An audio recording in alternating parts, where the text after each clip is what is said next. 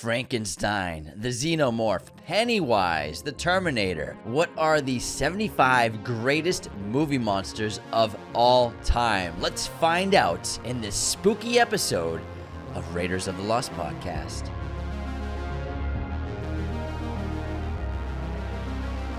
What's up, movie friends? Welcome back to Raiders of the Lost podcast, the ultimate film and TV podcast. And it's still spooky season. We're still doing horror episodes. We love the genre, and we love movie creatures. We love monsters.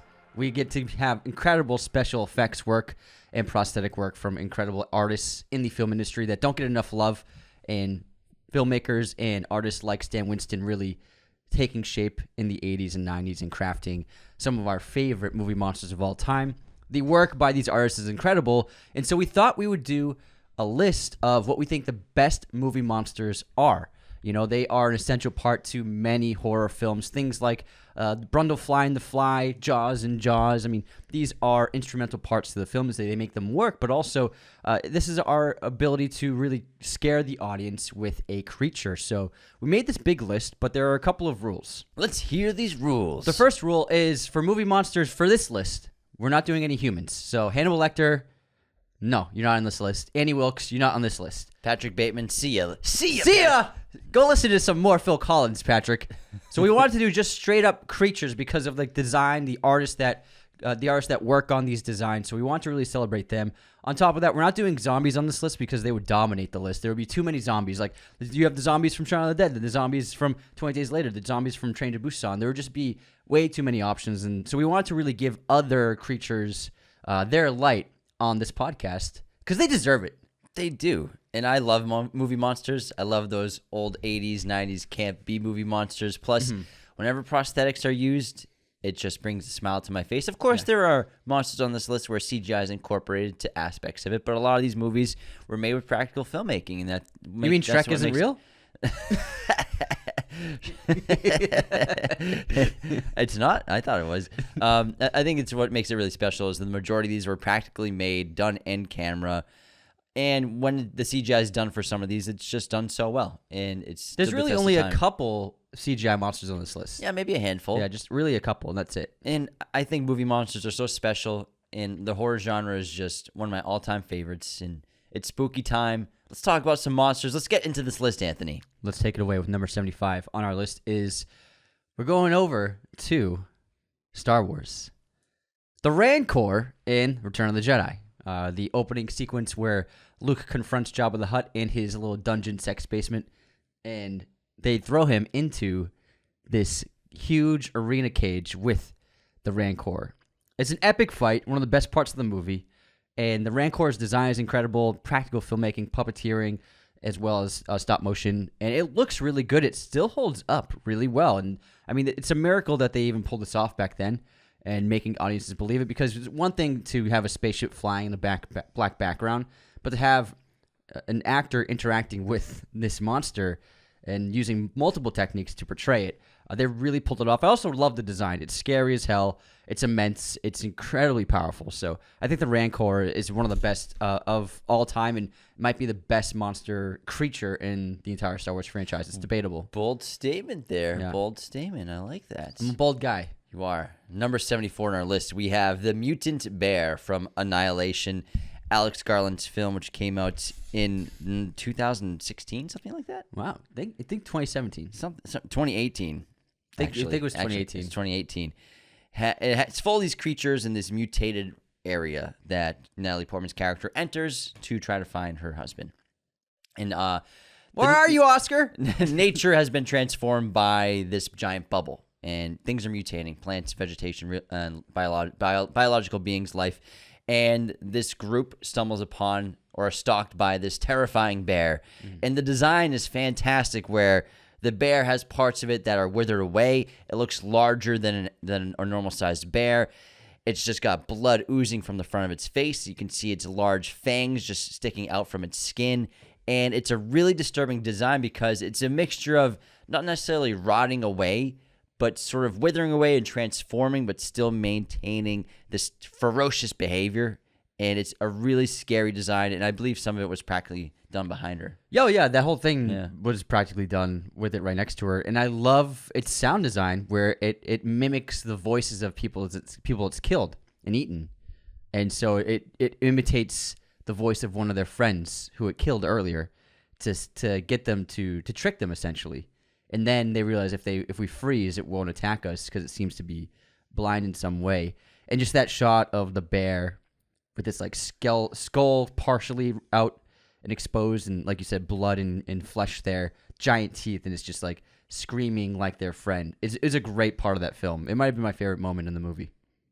All right, next up we have Bagul from Sinister, starring Ethan Hawke, from Scott Derrickson. Bagul is a cool design. You know, he's very fashionable. Well dressed. He's got a nice suit. He's got some cool like long hair. He's also got like no mouth and no eyes. He's just got like sockets. He's got like a frown on his eyebrows. But I like the design. He's got this weird look to it, and they did a great job in Sinister of teasing him. Like my favorite shot of Bagul is when he's in the water. Ethan Hawke's looking at the footage in the water, and it like the ripples of the pool surface are kind of distorting him. And you're like, first time seeing the film, you're like, what the fuck is that? Walking on the base. Yeah. They did a great job of slowly rolling out the monster of this movie. And on the wall in the daughter's bedroom, his face is painted. Yeah. Subtle things. Yeah, so they did a great job of, like, when he's on the computer screen, of really, like... He's chatting with Bagul. Bagul 467. What's up, bro? ASL, age, sex, location. I'm gonna kill you. I want your soul. your son's gonna murder you. What are you doing right now? You up? Watching movies? WID? But I like the design. I really like it. The what they did with the prosthetic of the face of the character.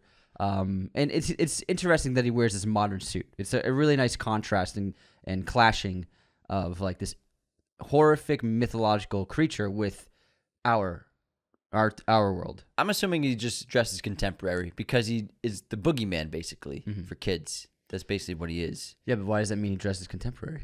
So he's just boogeyman is fashionable. He's always existed. Okay. Oh, so he's with the times. Yeah, he's always relevant. He shops at Express. It's actually Yves Saint Laurent. I think that Bagul is so well utilized when you don't see him very well. I don't mind the final shot where he's holding the girl's hand and after he's dying. And they skip into the into the other world. But I believe I've only seen bits of the second film, and I think they overused him in terms of being a character on screen, really well seen. I think the biggest strength of Bagul is when you see him subtly, like in the pool, in the film reels, it made chatting your stomach, chatting online.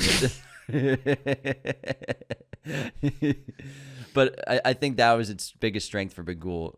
But I think they kind of dropped the ball with the franchise. We all know. Yeah, it's unfortunate because I like the first film a lot. I think it's really great. Let's move on to a festive horror film for the holiday season coming up after Halloween. We have Krampus, which is obviously based off old lore, the Krampus, the creature. But I like how this horror movie just takes it in a great direction of just let's make the Krampus a movie monster on Christmas nights or Christmas Eve, as well as combining the elements of great family hijinks in horror movies or in Christmas movies because this family, dysfunctional family, Christmas time, very cliche. And I like how they eased into that. They leaned into it really well. And then just throwing this movie monster of the Krampus, just stalking them. And the design's awesome because the Krampus is massive and almost looks sort of humanoid to an extent, but also just like a giant evil elf in a lot of ways. And I think the design's great, sort of this humor on it's Santa Claus dressed up. It's the Krampus dressed up as Santa Claus, so it's a great little pun. I think the movie's really solid too. And especially I like movies that cross holidays, like Nightmare Before Christmas. Sure. So I think it's a lot of fun to have a horror movie on Christmas. Yeah, it's like the idea of like there's a demonic monster in Christmas time, and I like the design with the huge horns and he's the devilish face. It's really terrifying, and they did a great job. And we're talking about the 2015 Krampus film specifically. I think they knocked it out of the park with that. It's a fun design. It's huge, especially when it interacts with the other characters. But it's a fun movie. It's a fun time. All right, next up we got our first reptile, Anaconda. Now, say what you will about Anaconda. It's not the best movie ever made. It's not the Oscar-winning screenplay that it wasn't nominated for an Oscar. Unfortunately not. but it wasn't a snub. Wow. Well, wow. But you can't deny the Anaconda is really cool. Yeah. It terrified us as kids. I used to have bad dreams about it. I used to think that the anacondas were like really that big and that real. Me too. These ones are With Lake Placid. Yeah, these are exceptionally large anacondas in this movie. There are obviously anacondas that are huge, but like the ones in this movie are fucking like this big. What I like about them is they're almost personified. Yeah, and they're also kind of cute. They like look around like humans. Yeah, but they did a good combination. There's quite a bit of practical stuff in this film. The CGI is terrible, but again, it's 1997. But there's some like practical stuff, like when ice cubes half in the water and then one of them's lurking behind them. Mm-hmm. Yeah, they did some good stuff, and I like the design of them. They're really scary. For being a kid and watching this movie, I was really terrified. So they knocked it out of the park with the Anaconda design. Let's move on to The Cabin in the Woods. I'm so glad I got to talk about this one. So Cabin in the Woods is this great meta horror movie. Of course, I'm sure many of you have seen that film. And in it, this organization is sort of controlling the fate of these poor souls who are about to get tormented by some specific monster. And the movie's full of movie monsters from past films, from lore, from all kinds of things. And one of the characters, Steve Hadley, who works at the company, played by the dad from Get Out and the guy from Billy Madison, he is obsessed with the merman in this movie. And every part of the company, they all bet on what monster will be chosen for the sacrifice. And he always bets on merman because he's always wanted to see one. It's his dream to see a merman be entered into the game, into the sacrifice. The sacrifice. And at the end of the film, when everything's going crazy, shit's let loose, all the monsters are loose. Finally, he's on the ground, and what starts to stumble towards him? A merman. It comes over to him. He's like, oh, God. It's just this disgusting design. It's not what he anticipated. It's not what he thought. It's just this horrific monster squid man. It just drags itself over to him, plops on top of him, and starts just to eat him. And then he's got those holes that like whales have. I don't know what they're called. I'm not a marine biologist. And he shoots out his blood out of them. It's so funny because the letdown on his face, it's such a great joke and it lands really well. And I love the merman. Bradley Whitford. Yeah. It's a blowhole. Blowhole, thank you. But Bradley Whitford is that character. He's so funny in that. That movie has so many monsters, but we were like, we can't pick them all. And that's, I think, the best because it's so funny. Yeah, it's exactly. It's a great joke. I agree. And the payoff, like you said, they set that joke up the whole movie. And to get that payoff, I remember in theaters, we were dying. It was so funny. Because when you saw it, it was like grotesque and unattractive. I think he was picturing like a very handsome like merman. Or a woman mermaid. You know? And it was this thing with like... No, he was always wanted the merman. Oh, merman, you're right. He was always the greasy merman. long hair. Yeah. I think he thought it was like going to be a majestic beast. Probably. All right, next up we have a great early body horror film, Pinhead from Hellraiser. All the Cenobites are really great design and really disturbing, and they did a fantastic job with the practical prosthetics they did in this movie and with the sequels. But Pinhead, I think, is just the one you think of when you think of Hellraiser. He's on the cover of the DVD.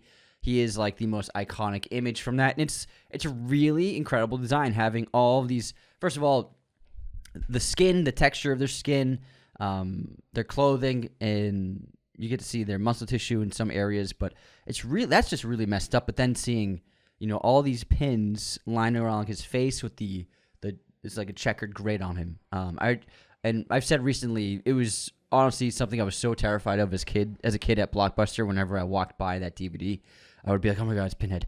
It's Pinhead! Look away! Look away!" I hadn't even seen the movie, and I was terrified of him. So they really crushed it with that one and paved the way forward for prosthetic work in horror films. Yeah, and Clive Barker, great director, and I think he just had a huge run in horror in that era of the 80s and 90s with the Hellraiser series, Candyman. So he was a great horror director for quite a bit of time. And there's also another great monster in that movie. He's a human though, but it's when the villainous character is like skinless.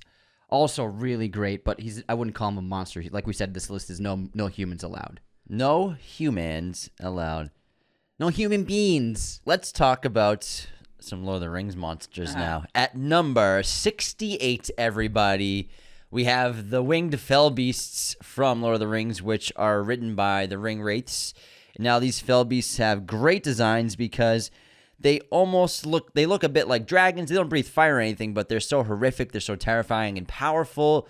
Their design is terrific. They have these long serpent-like necks that lead to these terrifying mouths. They screech so loud that it pierces the ears of their enemies and their prey. However, they do not like the white light shown by Gandalf. That's their weakness. Staff. That's how you defeat the darkness. But they're so badass in the way they swoop down and claw people away. And I mean, at Minas Tirith outside, the battle there, the first one, just picking people up and tossing them around. It's really fantastic, but they're really terrifying. But the first time we saw them is in the swamp area, and Gollum gets in the hide, and you're like, oh my! The first time watching this, you're like, oh my god! And I like how you hear them first, usually before you see them, which is just great filmmaking. But I love the fell beast, and it's just an iconic design. Yeah, their design is so cool. They have that huge snake-like mouth, and it's something very different. I love the design of them. And I like how the wraiths ride them with a halter in reins, like a horse. Yeah, it's really cool. It's great. Little horse expert over here. Next up, we got Killer Clowns from Outer Space. This is for Donnie, but also we love this movie. We grew up watching this a few times. Our brother showed it to us, and it really fucked us up. Thanks, guys. It's a scary-ass movie. So Killer Clowns from Outer Space, if you haven't seen it, it's this really cheesy, fun, graphic horror movie about these aliens that land on Earth, only they look like clowns, but that's just what they look like from their world. Disgusting clowns, disturbing clowns. Yeah, they are. Imagine the worst version of a clown, the scariest version of the clown. They eat flesh. If the clown isn't makeup, if the clown is actually that's what it is. Yeah, it just looks like we look at it as a clown, but in reality, that's just what they look like. But the design's great. It really works. It's disturbing. This movie is scary as hell. It's cheesy, but it's a lot of fun. And they really did something really cool with these clown designs. I love it. It's become such a cult phenomenon. There's video games for Killer Clowns from Outer Space. There's other spin-offs. What are they, like first-person shooters? It's I've never played it, but yeah, I guess it's a first-person shooter. Yeah. That's what I would guess it would be. Yeah, but in terms of clowns, it's one of the top-tier designs, and it's very iconic in the world of horror. Man, that movie's crazy. Yeah. Let's move on to Shrek at number 66. We had to put the ogre we all love on this list. Yeah. He's a monster. He's got a heart of gold, but he's portrayed as a monster. He's treated like a monster. And that's one of the main themes of the whole franchise, even when Fiona gets mixed in, is dealing with the fact that people perceive you as a monster, but not to let that get you down and to move past that, because he doesn't act like a monster. He becomes a good person and a good ogre. But Shrek's a great monster, great character design, super fun, super cute at the same time, and he can be scary if he has to be. Mm-hmm. And I just love Shrek, and he's huge. He's stink. You can tell he's stinky just watching the movie. And all the gross things he does, like when he takes his shower, or he brushes his teeth, all the things he uses for his toiletries are disgusting. But I think that DreamWorks just had struck lightning with this character and with the franchise, and he's one of the best monsters ever. And they nailed the design, where he's a monster, but he's not disturbing to look at, like the original design. Yeah, like they nailed it for kids and audiences. Kind of cute. Yeah, he's approachable. He's very approachable. He is very approachable.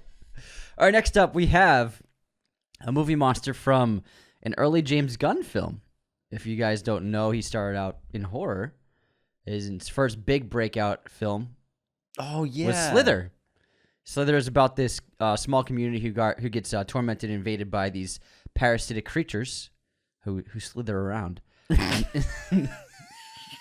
that what they do? Hence the title. They do slither around, yeah. But they also infect people and transform them. And Michael Rooker, James Gunn regular, is in this movie as Elizabeth Banks' husband. He's like an abusive asshole husband. He's got two names. His name's Grant. Oh yeah. And he's transformed into this disgusting, huge abomination of a monster.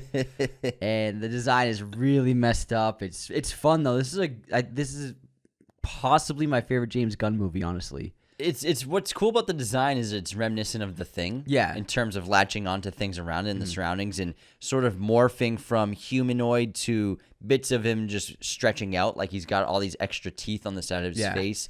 And he's no longer human. Yeah, in this form. He's dead. He's a giant monster, and it's really gross and disturbing, but it works. And it's we saw something recently, The Substance. has something similar. That when I saw that, it reminded me of Slither.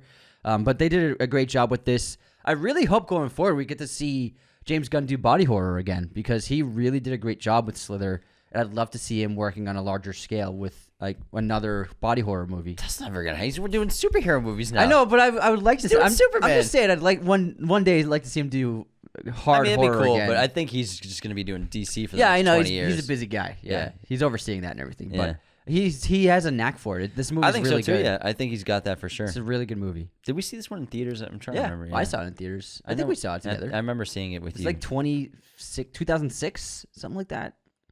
A while ago. Long fucking time. Long fucking time. Let's move on to number 64. We have Chucky. Now, some of y'all might think, why is Chucky so high on this list or low on this list at 64? Because part of him is human to an extent. Of course, we know how he's a murderer, he's a killer, he's this horrible guy who uses black magic to put his soul inside of a doll when he's on the run from the cops. And from then on, he tries to escape this body of this doll and get put inside a fresh new host. And in the meantime, he just goes on a murderous rampage as this killer doll, which is crazy. Great practical filmmaking from 1988 with the first one with Child's Play. Chucky haunted my nightmares, and every time I looked in a dark closet, I thought Chucky was in there as a kid, and he was just terrifying. And still being made. The TV show obviously just got canceled. That was, I think, on Sci-Fi Channel. I never watched the new versions. But I think Chucky always worked best in the older decades. You know, the 80s, he worked really, really well. And he's funny. He's so sinister, so evil. The shit he says is hysterical when he's about to kill somebody. But also just really scary, scary stuff. You know, this innocent-looking doll that second later can turn into a killer, an absolute killer with a knife in its hand. He's an absolute killer, yeah. Fucking terrifying. It's terrifying. Stuff of nightmares. It's a fun design, man. It's a fun design. It's iconic for a reason. All right, next up we have Pumpkinhead from Stan Winston's company, who built and created and designed this incredible practical monster. This movie's about a guy, Lance Henriksen, who you've seen in Aliens and a bunch of other movies, whose son died in a car crash. And so he wants vengeance on the people who were drunk driving and caused the accident. And so he summons this demon, Pumpkinhead. Only as Pumpkinhead starts killing, he slowly discovers that they have a bond and a connection of some kind. It's a really incredible design. It's one of the better movie monsters of that decade. It goes a little under the radar just because the movie's not amazing, but this is really incredible practical work from Stan Winston's company. It looks great on camera. This is really just the best technology of the day, incredible artistry. The design is really terrifying. It's a Halloween movie that is really underappreciated, but it's a fun time. But this monster is incredible, and they really, really did something special with this. Let's move on to number 62 with It Follows. And what's interesting about this monster is we never really know what it truly looks like, because obviously if you've seen the film, spoiler alert, everyone, you know, this entity is part of a curse that follows down this chain of sex. It's basically an STD curse. So, a chain of intercourse. And if you were the last person that had intercourse with the last person it was following, now it's following you.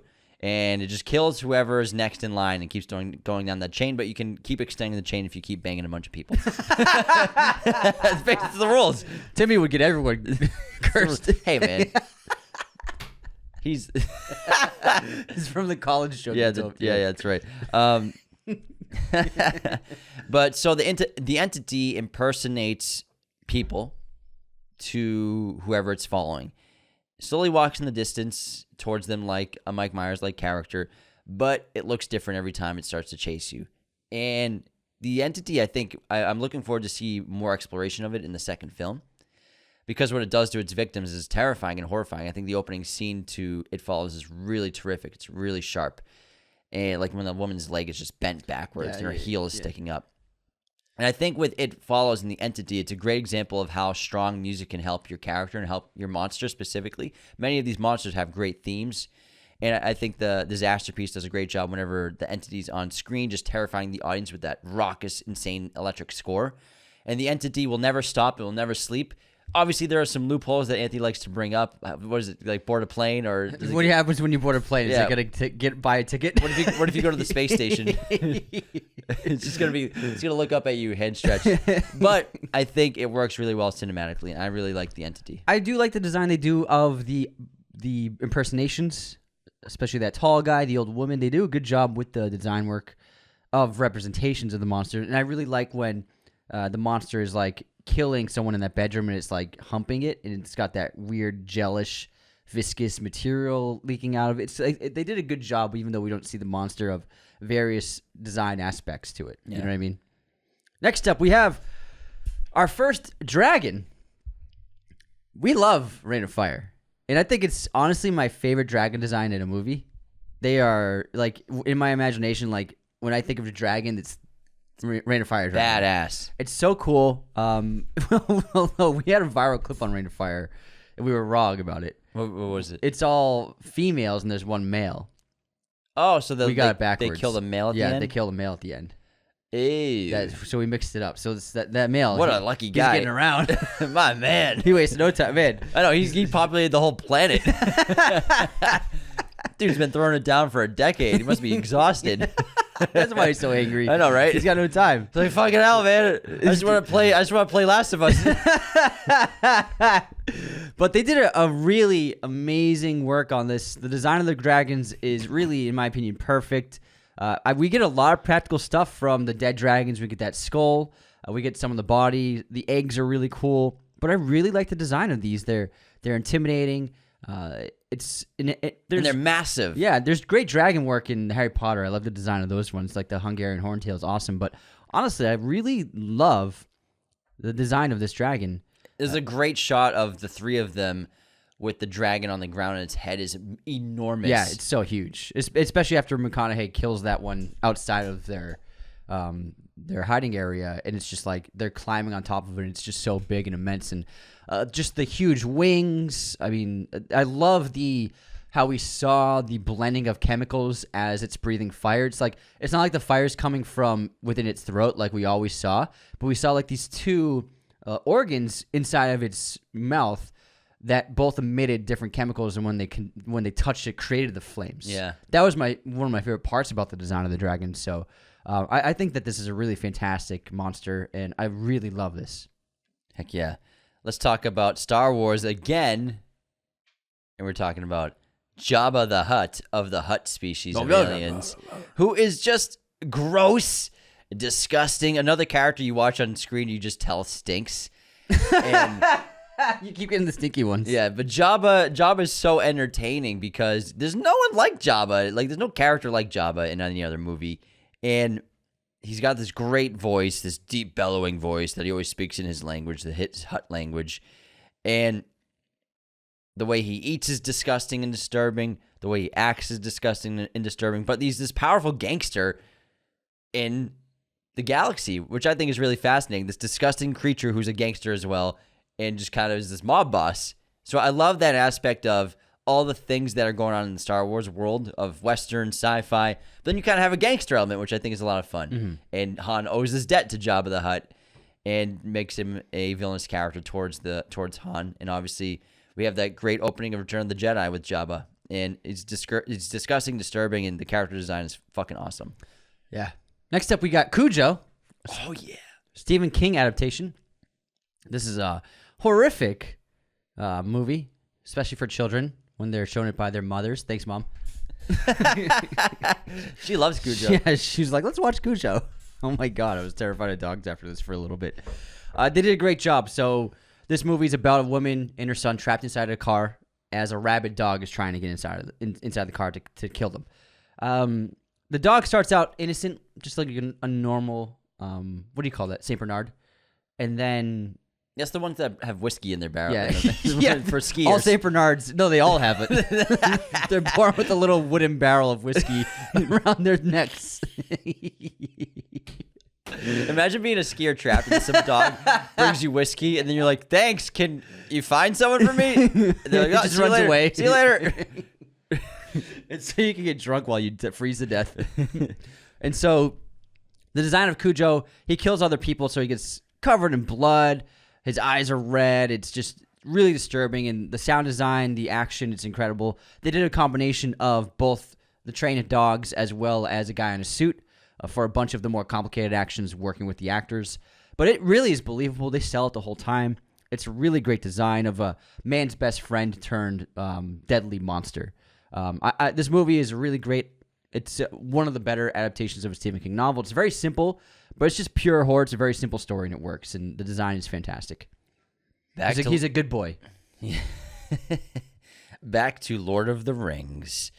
And specifically, we're going to talk about Fellowship and Two Towers. We have the Balrog, who is this massive demonic creature who shrouds itself in darkness, shadow, and fire, who was awoken after the dwarves dug too deep with their greed in Moria. In the mines, they awoken the Balrog, who decimated their entire city in Moria, and is fought by Gandalf in Fellowship in the Two Towers.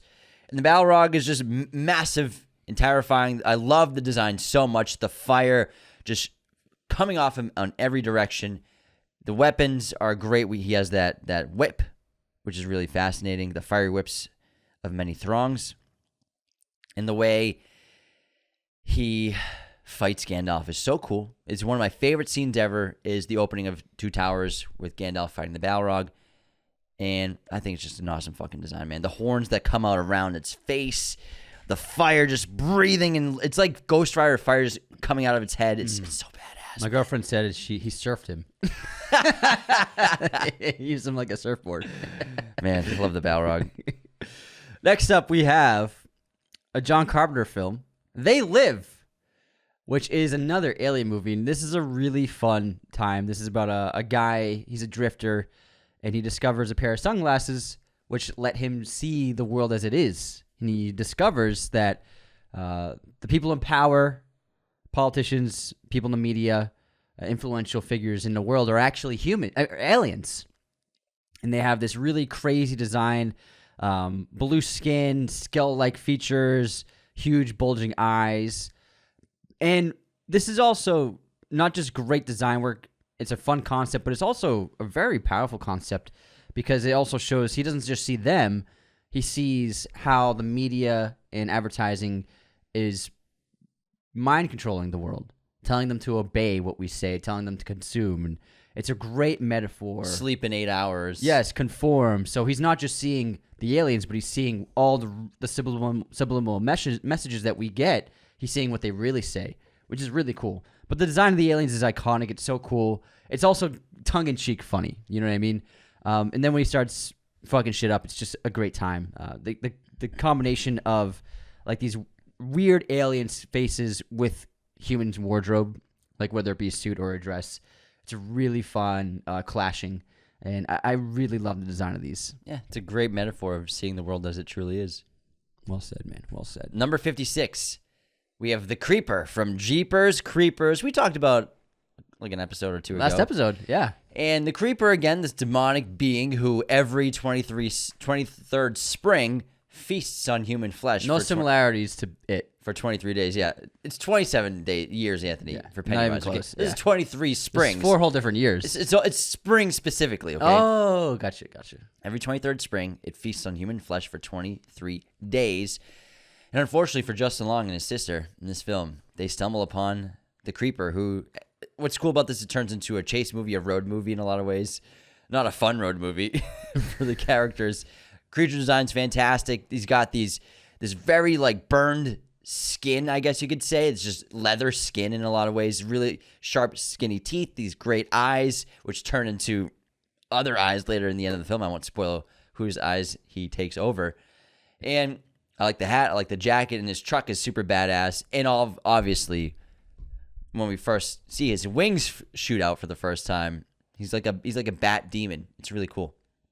I think it's a great design, terrifying figure, and a really solid franchise. I love it. Love. Next up, we have a monster.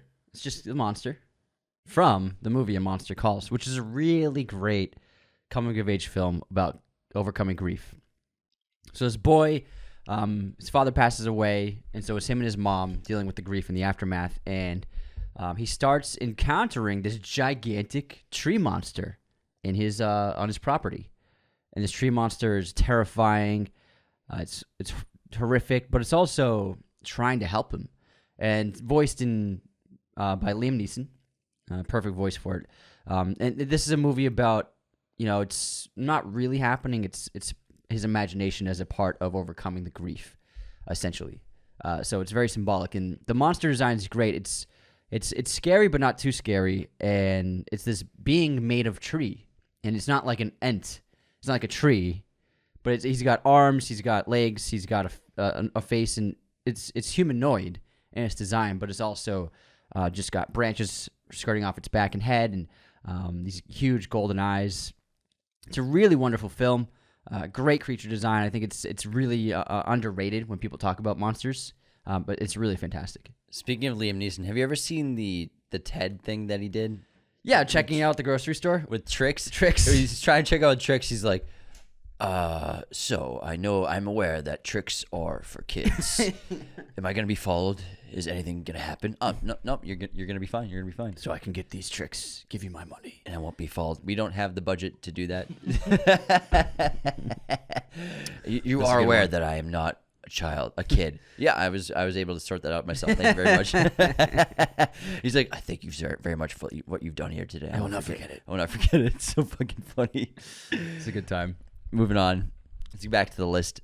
Number 54, we have The Witch from The Witch, who would take me over real quick because there's different versions of The Witch, and Robert Eggers' film is really brilliant. And how The Witch is, we mostly see the presence and the powers of The Witch, and how the spells are being cast on the characters or what's happening to the characters through the witch. And we see manifestations of her powers through things like the goat or the sickness of the children and eerie things happening around the family. And sort of the madness of the characters in a way. And how she's able to deceive and manipulate them to tear them apart and also pit them against each other. But the witch also can shapeshift and turn herself into whatever she thinks is best to lure people into specific situations.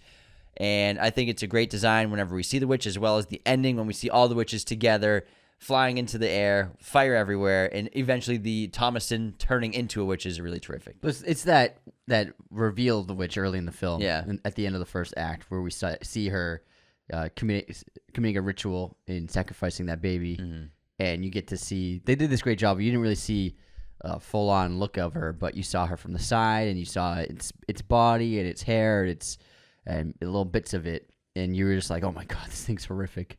They did a great job. Really great job with that design. Show less. Yes, show less. Less is more. Next up, we have the Pyramid Head in Silent Hill. Actually pretty good video game adaptation, starring Rhoda Mitchell. I mean, it's not the best, but it's actually pretty good, especially when you put it up against a lot of the modern ones. But Silent Hill, there's a lot of great monsters in it. There's a lot of disturbing creature designs in it, but I think the Pyramid Head guy, that guy is terrifying. He's huge. He's got this gigantic metal pyramid locked on his head. He's got the huge weapon covered in blood and grease, and it's just like a terrifying thing to encounter. I really love it. I think that it's just such a creative and horrific design for a character. And even in that movie where there's a lot of them, this is, I think, the top tier. All right, let's get into the never-ending story. Never-ending story. We have Gamork. Gamork, yeah, I was trying to... Don't worry, you could have asked me. No, I didn't want to interrupt you. I watched a couple of clips yesterday just to double-check. Because I want to double-check, too. I haven't seen Never-ending Story. Atreyu says Gamork. Yeah. So I wanted to get the pronunciation right before we get attacked, because it's spelled Gmork. And Gamork is this awesome, terrifying, giant black wolf with these horrifically bright green eyes and sharp fangs that is lurking inside of this dark cave that Atreyu stumbles upon. And I think for me, when I saw this as a kid, which we loved growing up, this is one of the movies that made me scared of dogs or big dogs when I was young. Yeah. Because we didn't grow up with dogs. I love dogs now. I was petting the biggest dog in the world yesterday. You're not afraid of dogs anymore? No, I'm not. The biggest dog in the world. What is it, Clifford? No, no, I was returning weapons to our guy who makes them, and he's got this massive dog that's a half wolf. Really? It's so big, but he's so sweet and friendly. But he's so big that he would scare a lot. I'm sure a lot of people. Like a dire wolf. Yeah, his back is like this high. Wow. It's like almost 4 feet off the ground. God. But he's so friendly, and he jumped on top of me and on the couch and was like asking for pets and licked my face.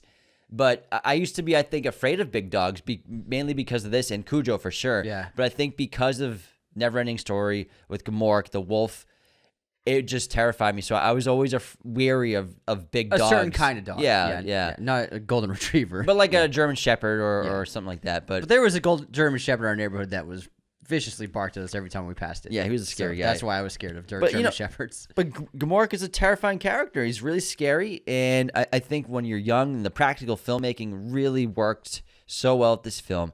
I haven't seen this movie in like 25, 30 years. Or not 30 years, like 25 years. I haven't seen it since we were kids. Yeah, since we were probably 10 at the eldest. But we used to watch, we had it on VHS. We used to love this film. It was one of our most watched as kids. They're remaking it, but there's also other great creatures. Yeah, it's in pre-production. What studio?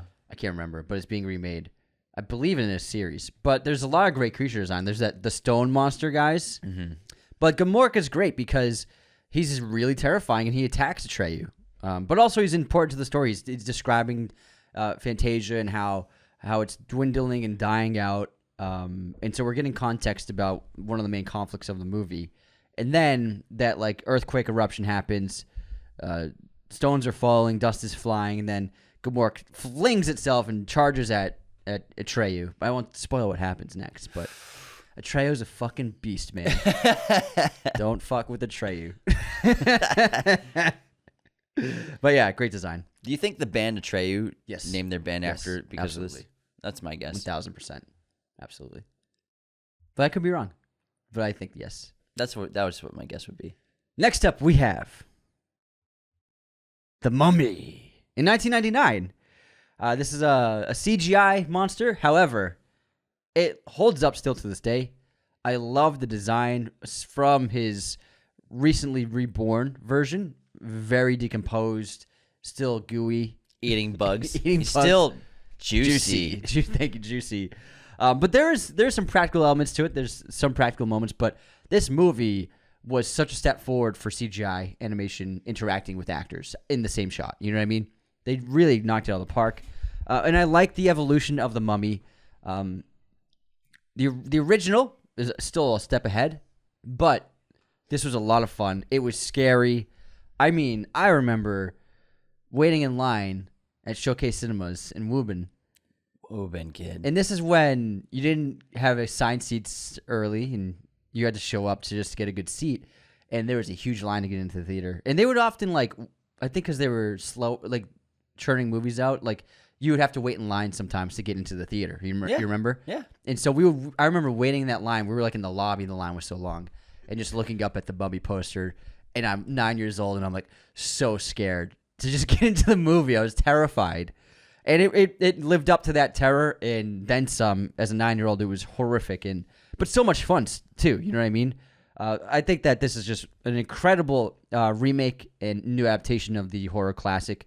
Really one of the best. And they did a great job with Imhotep. Yeah, especially the stages of his reverse decomposition of every time he gets one of his canopic jars. Yeah.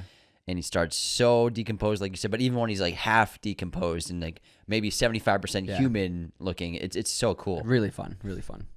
Next up, we have a classic. We have from The Little Mermaid, the animated version. We have Ursula, who's just a delight.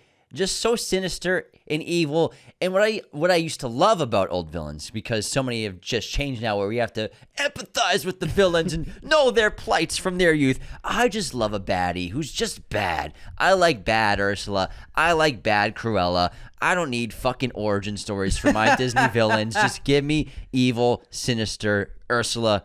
And she's so fun. She is charismatic.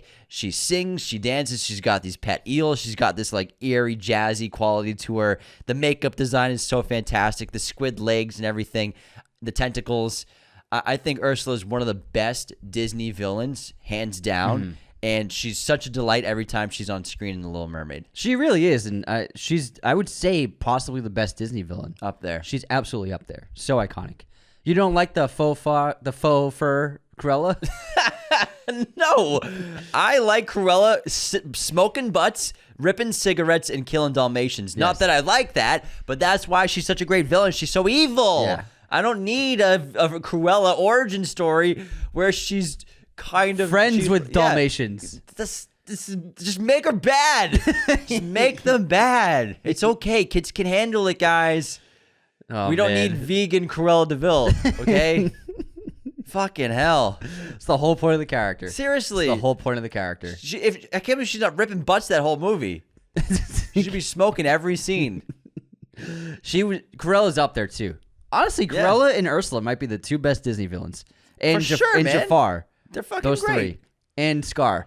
Man, they had some good ones back in the day. used to be great. Oh my god, they had great villains. Because they were just bad. Holy shit. They were just bad. They had great villains. They were evil. They were rude. They were obnoxious. So rude.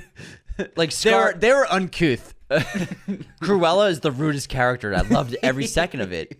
I loved it. Yeah, they used to have really despicable villains. That's the thing. They're not despicable anymore. They're not. I can't wait for the Jafar origins. The genie betrayed him. Oh, here we go. All right, next up we got the crawlers from The Descent, which we just talked about in our last episode. Fuck yeah. The crawlers is a great design. Just imagine if certain human beings evolved over probably hundreds, if not thousands of years underground in caverns, never seeing the light of day. And then hunting critters. Well, actually, no. Their bones of their victims are like out in the woods, so they go out in the woods to Both. But they evolved underground. The bones are what she crawls to get. Yes, exactly. Yeah. So imagine how human beings would change in that environment through evolution and through biological necessity. You know, all animals, they change over hundreds of years based upon their environments. That's why there are different breeds of dogs. You know what I mean? And the design of these monsters are incredible, and it's really like they teased it in this movie. You know, they're looking over that underground lake, and one of them sees like, oh, is that like I thought I saw a person. We saw a crawler for like a second, and then it goes away. And as an audience member, you're like, fuck. I remember being a kid like, fuck, here we go. We saw it. 14-year-old us. Just like, okay, here it is. And then there's chaos. They're all confused, discombobulated in that huge open space, and they start attacking. And holy shit, it's insane, disturbing. And then throughout the course of the chaos and the violence and the conflicts, we see better looks at them. We see how they interact. We see how they communicate. We get better looks at their teeth and their eyes. They got like this monstrous elf-like quality to them. Their pointed ears. So they're blind, but their ears have evolved. They eat flesh, so all their teeth are sharp. I think there was a really brilliant creature design for this film. It really put it over the edge, and it is one of the underappreciated horror films of the century. And I love this movie so much. The Descent's fantastic, and the use of the crawlers is done so well because they are not a factor for the first 45, 50 minutes of this movie. Good point. They are not anywhere, really. And obviously, if you see the trailer, you know that at some point they're going to show up. But I think they used the crawlers so well in this film, and then combined with low lights, combined with torches and flares, and then combined with the green lighting from the night vision of the cameras, the creature design just soars in all of those elements, and it's so creepy and eerie. And I think that it's one of the better monsters in horror this century. Moving on to number 48, we have the facehuggers from the Alien franchise, which are so iconic. We gush about this franchise all the time, especially the last couple months, doing episodes on the Alien films as well as Alien Romulus. And, you know, I think every movie does it a little differently and adds a little flourish of the director and the writers at the time.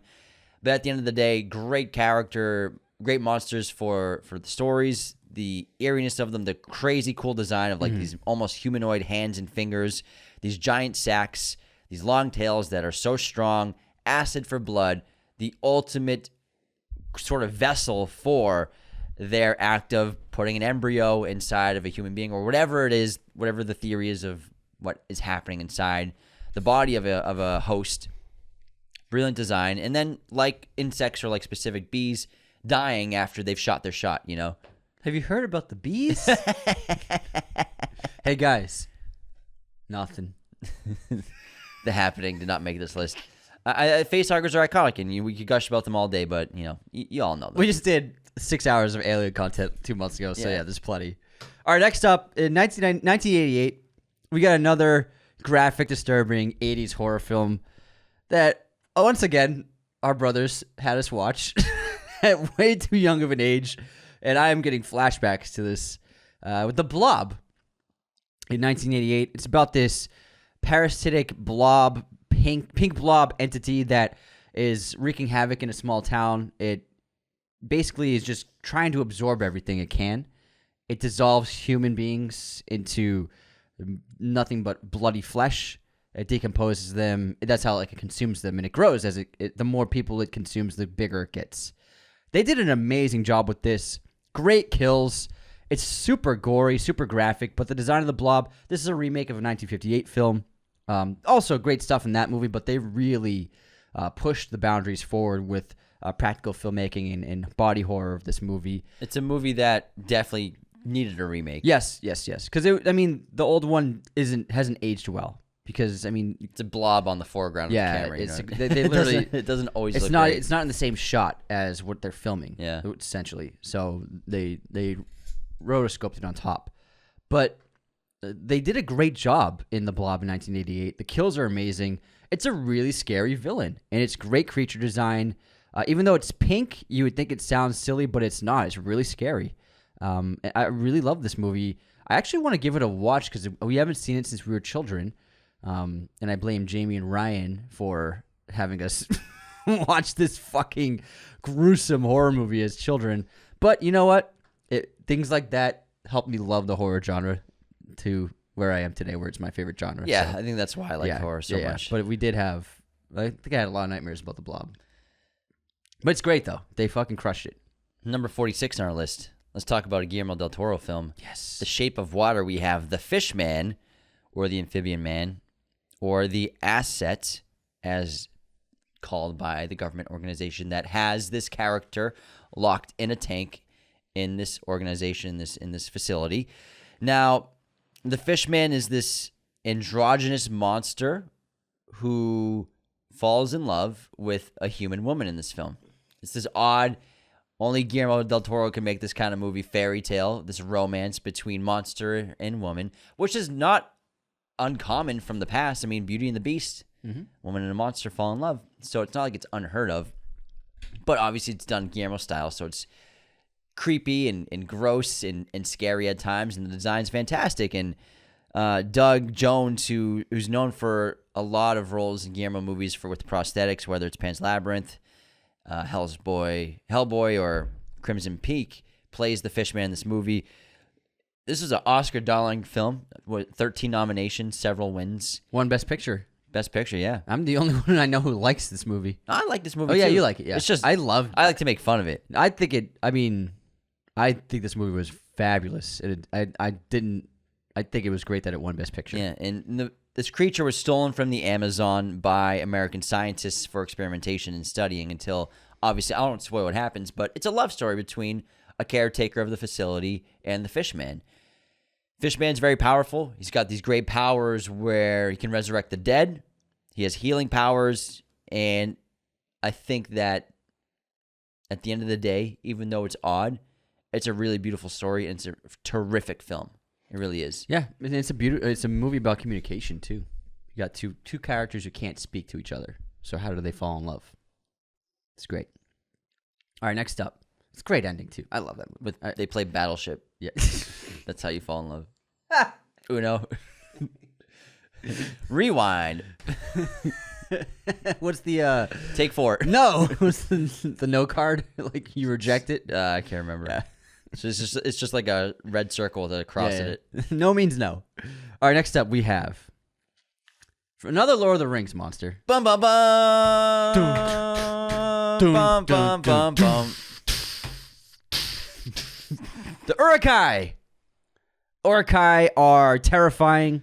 The orcs are super scary too, but we were like, the Uruk-hai are terrifying, monstrous beings. Like the Uruk-hai, Isengard. They're huge. They're They're man-eaters. They're giant. They're that sharp teeth, and they're just brutal. You want to give it to us? Brutal! Thank you. And you don't know Harkonnens. They're not human. They're brutal. And just, I remember being young and how watching them getting birthed out of the ground, and it's disgusting, and they're bloody corpses, then they're resurrected, and there's these giant monsters, and they never stop. They never get tired. They're giving them duty and a mission, and they'll do whatever they can to kill whoever's necessary. Terrifying villains in this franchise, and man, whether it be the Helm's Deep or the battle at the end, man, the Uruk-hai are fantastic conflict creating characters in this world, and they really crushed it with this design, man. They got it right. They really did. Like everything else. Yeah, I mean, they did a great job with everything, obviously, with these masterpieces of filmmaking. But the Uruk-hai, I think, if you've read the books, I think they really nailed the design, and I love it. And it's then all practical. Adding the white hand of Isengard on them is really cool. All practical. It's great. Next up, at number 44. Wow. From Jordan Peele's Nope, we have Jean Jacket, one of the more interesting aliens we've seen in cinemas and on screen in a while. Jean Jacket, at first, we think in the film, is a UFO spaceship, an alien spacecraft, but Jordan Peele flipping things on his head, as he does with many tropes in cinema and horror films, whether it's the final girl idea or flying saucer idea, turns the flying saucer into a biological entity, an actual living being, an actual alien who we don't know how long it's been on Earth or how long it's been here in Los Angeles area, but it consumes people and horses, obviously. It's there to hunt. It's a predator who stalks its prey. It can camouflage itself. It can shapeshift. It can hide itself as a cloud. It can hide in the clouds. And it's a brilliant design where we don't see its true form until the end of the film. And I think it's really cool to just take this obsession that we have right now and have obviously for the last 60, 70 years, but specifically the last 10 years with UFOs, flying saucers, UAVs, whatever you want to call them, and turn it into an actual alien rather than aliens inside of a spacecraft. The spacecraft itself is an alien.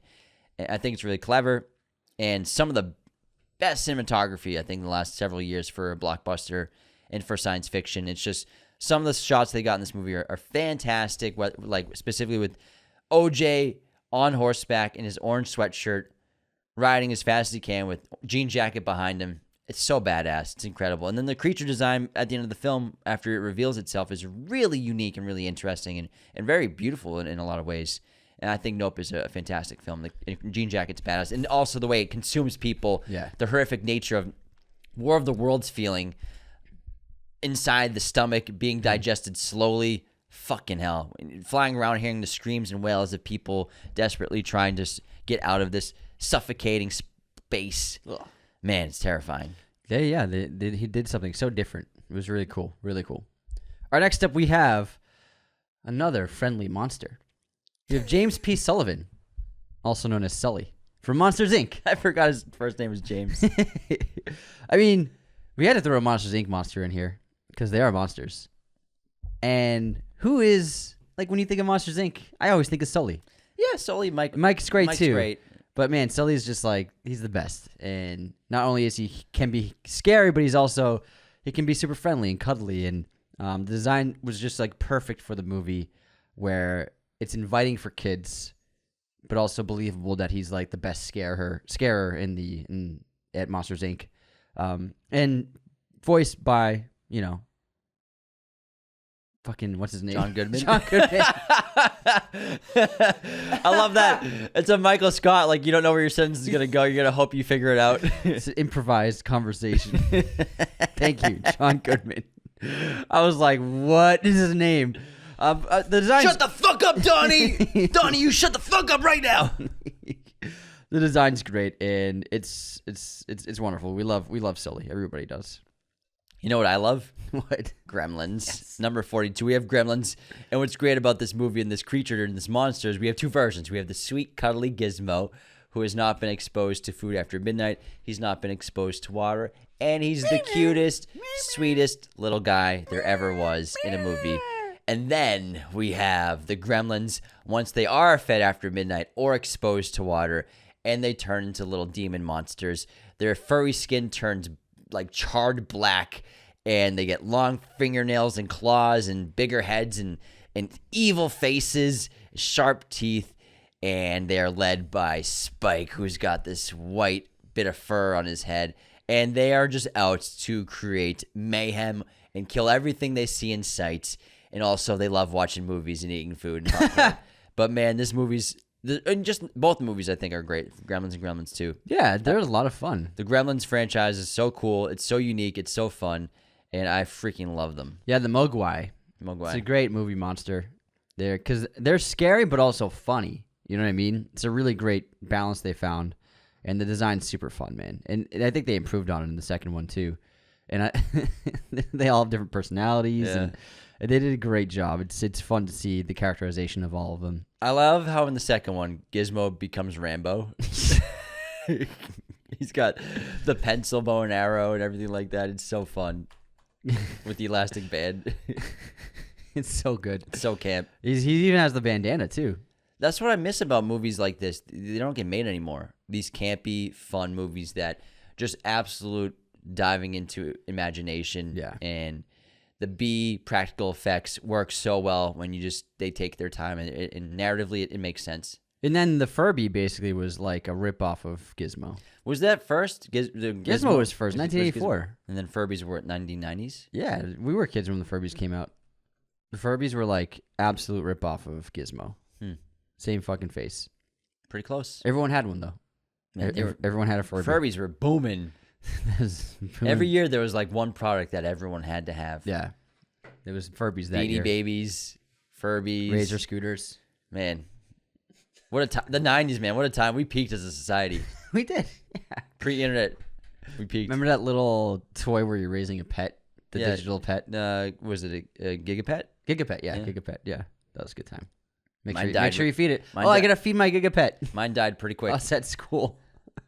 All right, next up. We're getting into really iconic territory, man. We got the werewolf from American Werewolf in London. You sound like you're from London. You sound like you're from London. Incredible design. I think still it's the best werewolf that we've seen. Best transformation. The prosthetic work from Stan Winston's off the chain. Incredible transformation. It's really scary. It's all believable. It hasn't aged a day. It still holds up. I just watched it a couple weeks ago, and I was like, damn, I would love to see another one of these, man. Like, that would be fucking sick. Next up, we have, obviously, Christmas Day, we're getting a remake of this. Nosferatu, the silent film from 1927? What year did this game out? Might be 23. I'm just on double check. Nosferatu, 1922. 22. Goodness, German Expressionism. What a film. From 1922, from F.W. Murnau, who was probably the biggest director in the world at the time. He's up there. Nosferatu is this terrifying figure, and throughout the course of the many films that he's been portrayed in, three biggest ones, obviously, are this one, and then we have Werner Herzog's in the 1970s, like 1977, 78, 80s. Or 80s, 1980s, and then obviously Robert Eggers, which I cannot wait to see on Christmas Day, and each one gives us something different. Werner's was probably closest to what the original was compared to what I'm guessing Robert Eggers will be like, but I love the design. He's got these really long fingers. He's got these sharp, narrow teeth that are just kind of bundled, like almost buck teeth that are fangs. Very pale, dark, hollow, shallow eyes. And the lurking quality of the character is done so well. The shadow play is really effective for creating an ominous atmosphere for characters, for the audience watching along. And it's just brilliant filmmaking, brilliant practical filmmaking, and awesome makeup and character design. What I like about the teeth of Nosferatu is we grew up knowing vampires as their fangs, their canines are the teeth. I often get that, or we get that because we have a really long canine. Which doesn't really make total sense when you think about a vampire bite and the holes are always so close to each other. It doesn't add up. You know what I mean? Something's off. So Nosferatu, they had his two front teeth are really the longest canines. which makes sense when you see the wound of a vampire bite. Because you would see a vampire bite in a movie, and the two holes are like an inch apart, but it's like sometimes that's like 3 inches apart in Yeah. your mouth, and that doesn't quite look right. So that's what I really like most about the design of Nosferatu, how they changed the position of his longest, sharpest teeth to the two front teeth, which looks cool. It's just really off-putting too. It's really cool.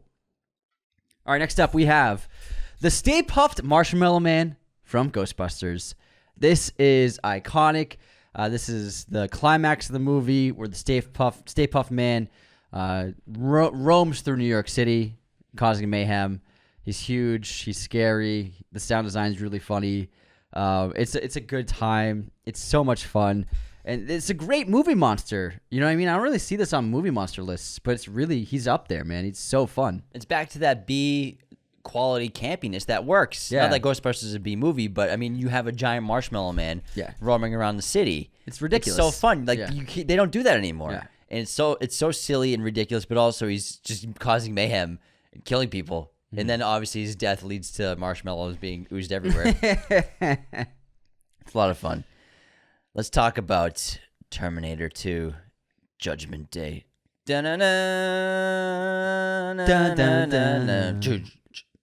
T-1000. I think you were going into Lord of the Rings there.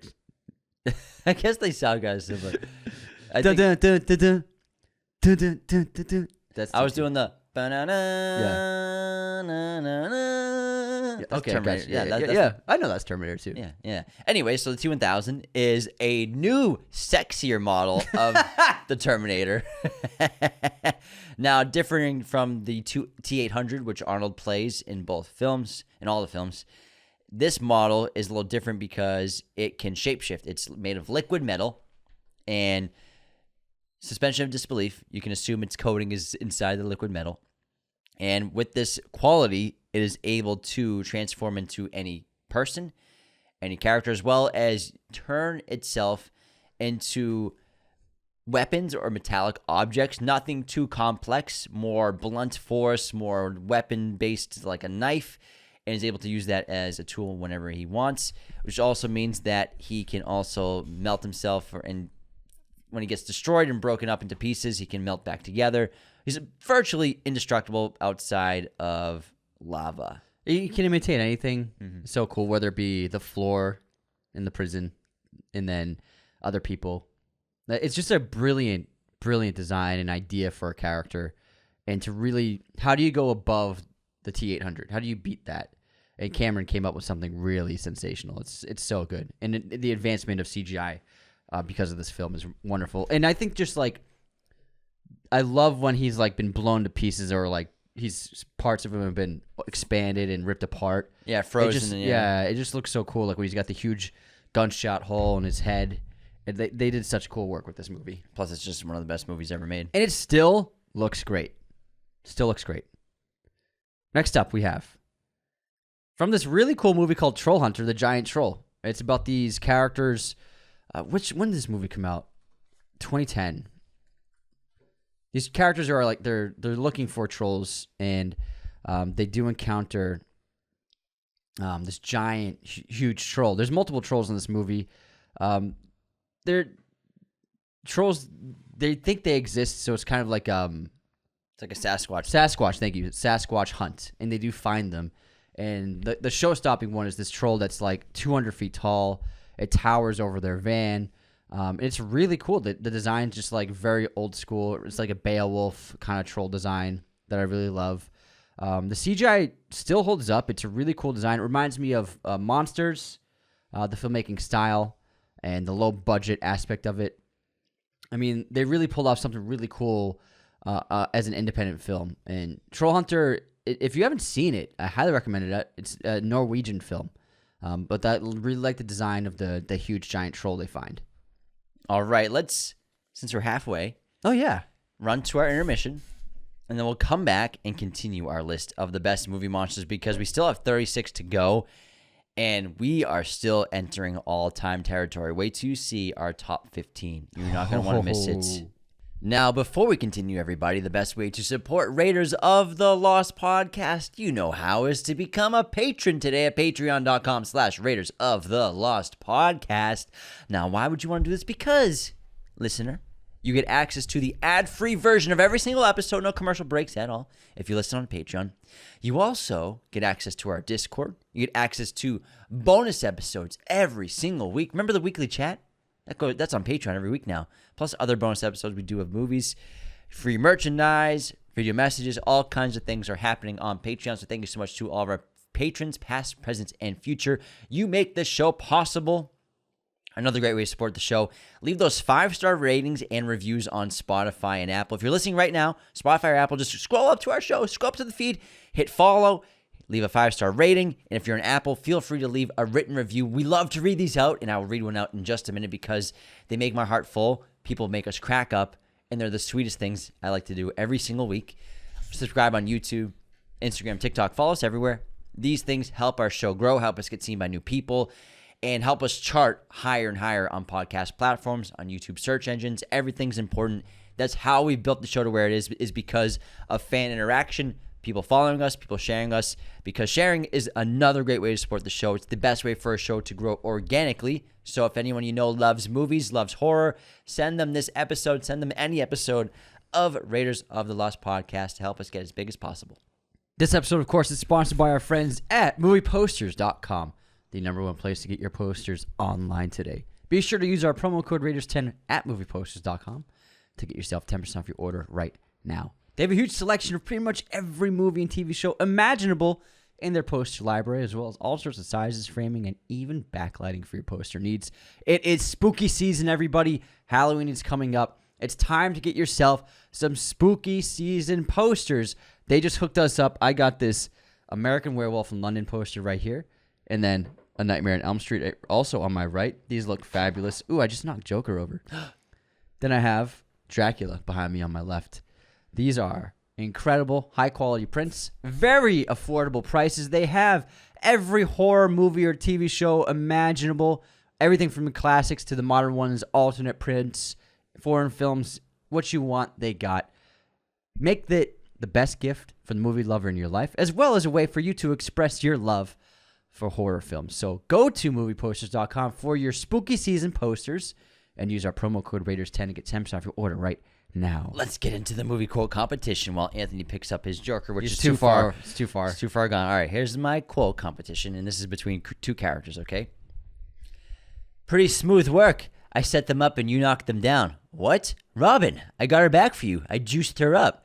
How do you know we're back together? Free cable is the ultimate aphrodisiac, Steven. I don't want you messing with my life. I know. I felt bad about the other night. I wanted to make it up to you. So what are you doing? Want to catch a flick? The cable guy. Yeah. Great lisp. Thanks. That was awesome. Pretty smooth work. Pretty smooth work. That's a good one. What a great movie. Yeah. It's a fun time. He's kind of a monster. Oh, absolutely. He's a monster. All right, next up. My quote is, what is it with reporters? You take one person's tragedy and force the world to experience it. Spread it like a sickness. Fuck. That's a good quote. I don't know. That's Brian Cox in The Ring.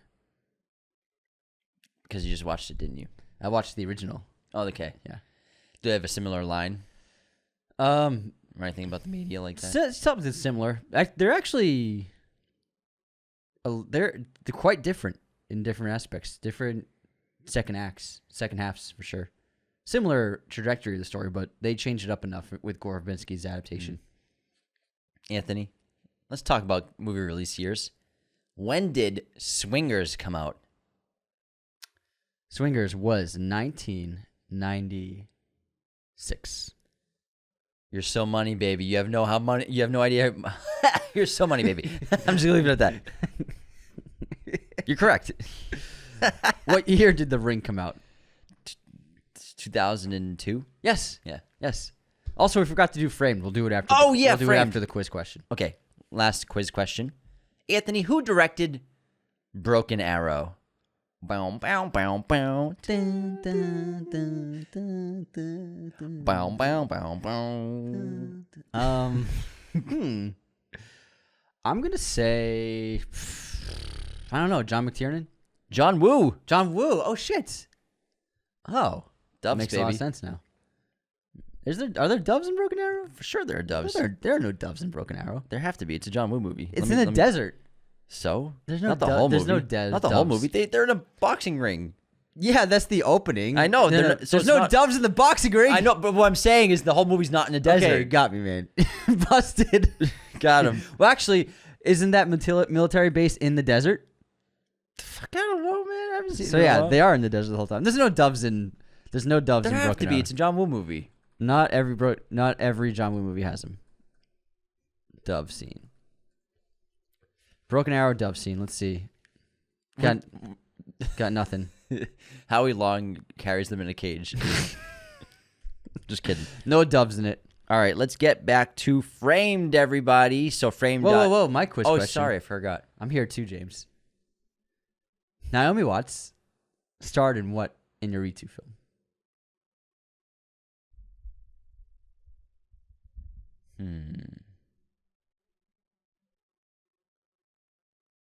She's not. Is she in Birdman? Birdman? You're thinking of Amy Ryan. Okay. Think I got him. What is that movie? I think I got him. It's not Shrek. No, I know it's the one that he did.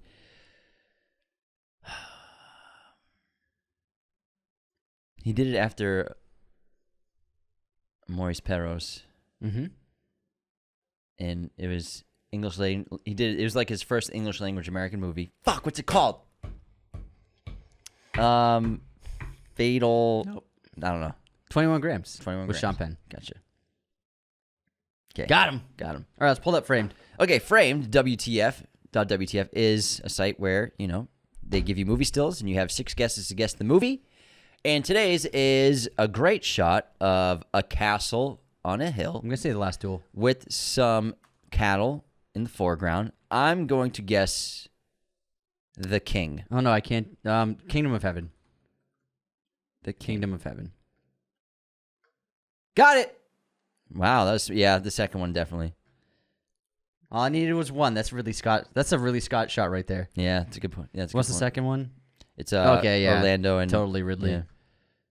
Yeah. All I needed was one, baby. Just one Ridley. What a flick. Oh, yeah. It's one of his best. It's fucking incredible. Last time I watched it on a plane. I watched the extended version. It was like 4 it was a good way hours. to spend Yeah. a lot of time on a plane. It's fucking awesome.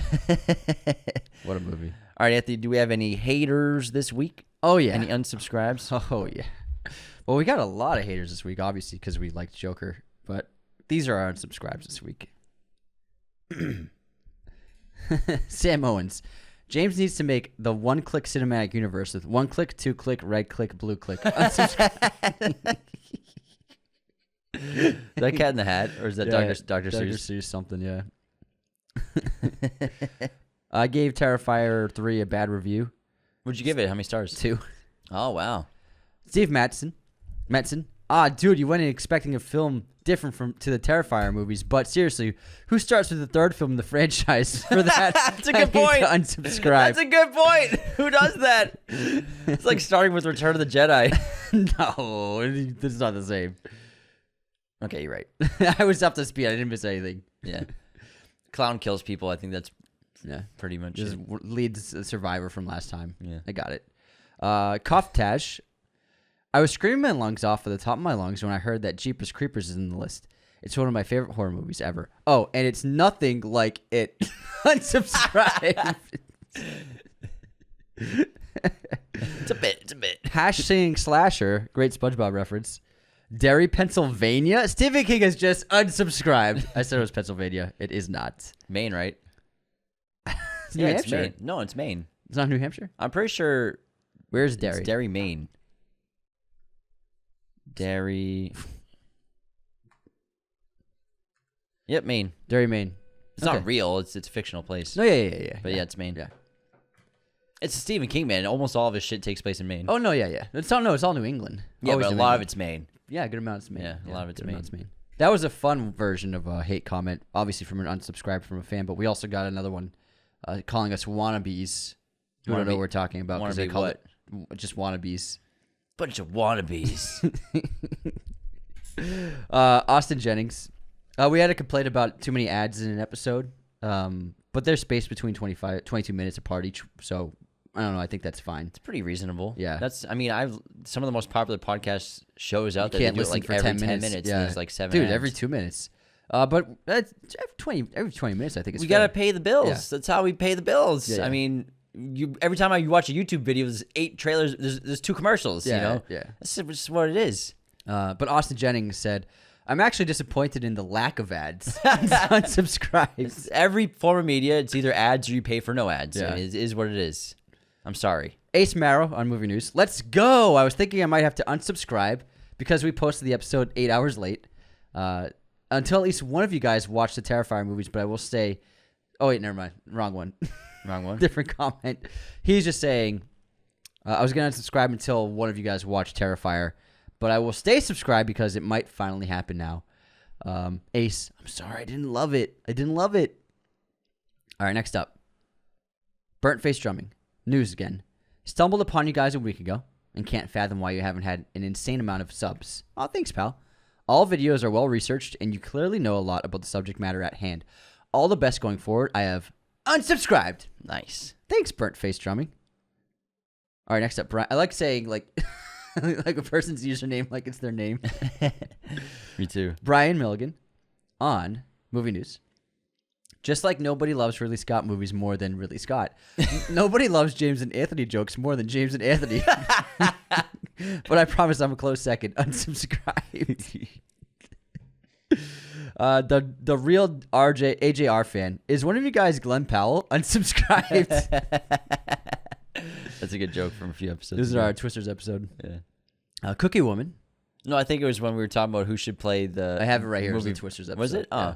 I got it right here. Resume. Cookie Woman. Before I was interrupted on 75 horror movies, I disagree with all 75 of your picks. So unsubscribe. That's great. Oh, this is a funny one. And then we got okay, Mr. Mark Prudhomme. Wait, is this an unsubscribe? I don't know. You're the one reading it. Why did I screenshot this? It's just someone says, hi, how are you, probably. I might as well read it. Might as well. Jeepers Creepers, it isn't scary at all. I watched it with my kid and we cringed and laughed at the cringe the whole time. It's in my top 3 of films so bad I wanted my brain to die. Right there with Avatar, Last Airbender, and Twilight. Great episode, though, despite that abomination. That's a funny comment, at least. Yeah, it's a good comment. I like Jeepers Creepers. I think that's why I screenshotted it, because it was a funny comment. Yeah. All right, next up, Clement Stone. Super love for the podcast. I've watched quite a bit of podcasts and truly love the recent Jordan Peele episode. He's my favorite director, and you guys are my favorite podcast, so that episode really helped me out a lot. You guys have no idea. Stay awesome, or I unsubscribe. Thank you so Thanks, much. that's so nice. That's a great one. We haven't recorded in a while, so I got a bunch of unsubscribes. Well, remember, save them. I mean, we got a bunch coming up. Yeah, we're not recording tomorrow, though. Yeah, well, okay, go ahead. I'm going to read them. This is what happened last time, and then the next Yeah, but episode you had none the next time. We have no I plans warned to you. record tomorrow. I tried to warn you. We have no plans to record tomorrow. I'm just saying. We have no plans to record tomorrow. So we're going to get Don't new empty ones. the clip. We're going to get new ones. If you okay. Movie news. Pip wrote, movie news wasn't posted right when I woke up, so I'm going to have to unsubscribe. Anthony's giving big, I don't know what to do with my hands vibes while James is talking about making peanuts. Y'all get some sleep or you'll know what. JK, keep it up. Appreciate the grind. Can't wait for one click. That was such a giggle fest, the last movie news. Yeah. You were just... I made 4 peanut jokes.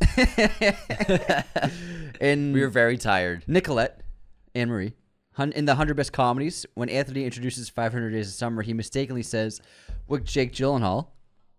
James said JGL is terrific in it towards the end of the discussion. He didn't notice to correct Anthony what his name said. He said the wrong actor. Oh, so really this is a double unsubscribed. So Anthony made the mistake. I think it was you. I think you're the one who said. Someone just said it was you, then me. Yeah, but people often confuse our voices. What if they were watching on YouTube? I don't. Where's the comment? It was on Spotify. It was on Instagram. Instagram DMs. I don't remember being the one who introduced 500 Days of Summer. I think that was you. I think it was you. We'll have to check the tape. I think it was you. We'll have to check the tape. Check the tape. See what happens. Okay, so remember we were trying to figure out the other day. There was a movie that came out, did really well, and then they put it on VOD, even while it was still making a lot of money. Yeah. Dottie, 7, figured it out. It was Twisters. Yeah. They put it on streaming, That's what it even was. though it was still making a lot of money at the box office. Unsubscribe. So I said thank you for helping us figure that out. Maybe DreamWorks is trying to copy that. Maybe. I think there might be some... I mean, they wouldn't do it if they didn't think it was going to help make more money. Yeah. You know what I mean? Maybe that's the move is when your movie's not out of theaters yet, but it's still making $5-7 mil a week. Just put it on in streaming at the same time. Yeah. Maybe you get $20 mil a week. Yeah. I mean, it's $20 to rent it, so... Yeah. Next up, The Fifth Son. Helen Mirren fumbled. Unsubscribes. Or as James likes to say, Helen Mirren. Mirren. I was tired. Anton, fucking Catalina wine mixer, unsubscribe. A Batman Who Laughs. Didn't get to watch this while eating my breakfast. Unsubscribed movie news. Sorry, late posting. guys. Sorry, yeah. We didn't get home till like 10:30. Biscardi Pictures. Nice to see you finally decided to upload movie news. I've only been waiting 8 hours. Unsubscribed. Is that Alex? That's Alex, yeah. Yeah. Hey, Alex. That's all of them. All right, we have I a emptied great. out the clip. Can't Emptied wait. the magazine. Empty the mag. The mag's empty. I have a great 5-star written review from Corey R88. Love these guys. Been listening for the past 3 years. Always there to keep me entertained on my drives to and from work and while working out. Even if it's a movie I've never seen and have no intention of watching, I listen because these guys always make it interesting. Having 2 brothers myself, I love and understand the back and forth banter. Thanks for all the good listens. Corey, Thanks, pal. thank you, pal. Hit that new PR. I know. I'm wondering, are you like maxing out on the bench listening to me and Anthony giggle? I hope so. Or you pop on Hans Zimmer for a minute real quick. They're on. I do that. I'll hear a different song just for one thing. You got it. Yeah, You get amped up, man. Yeah. Corey, thank you so much for that written review again. Hope you're having a great workout. Apple Podcast. If you're listening, just leave that rating, and if you want, leave us a written 5-star review. Now let's get back into our Recommendations. recommendation on Netflix. I recommend It's watching been a while. We haven't recorded. The Wailing. Is on Netflix. Really brilliant South Korean horror film. I've watched the original Ringu, on Criterion Channel, the Japanese sensation that spawned the American adaptation from Gore Verbinski. This is really great. I loved it. It's so cool and really was just an amazing combination of ancient myths with modern technology. It was awesome. I loved it. I like the way that word sounds. Ringu.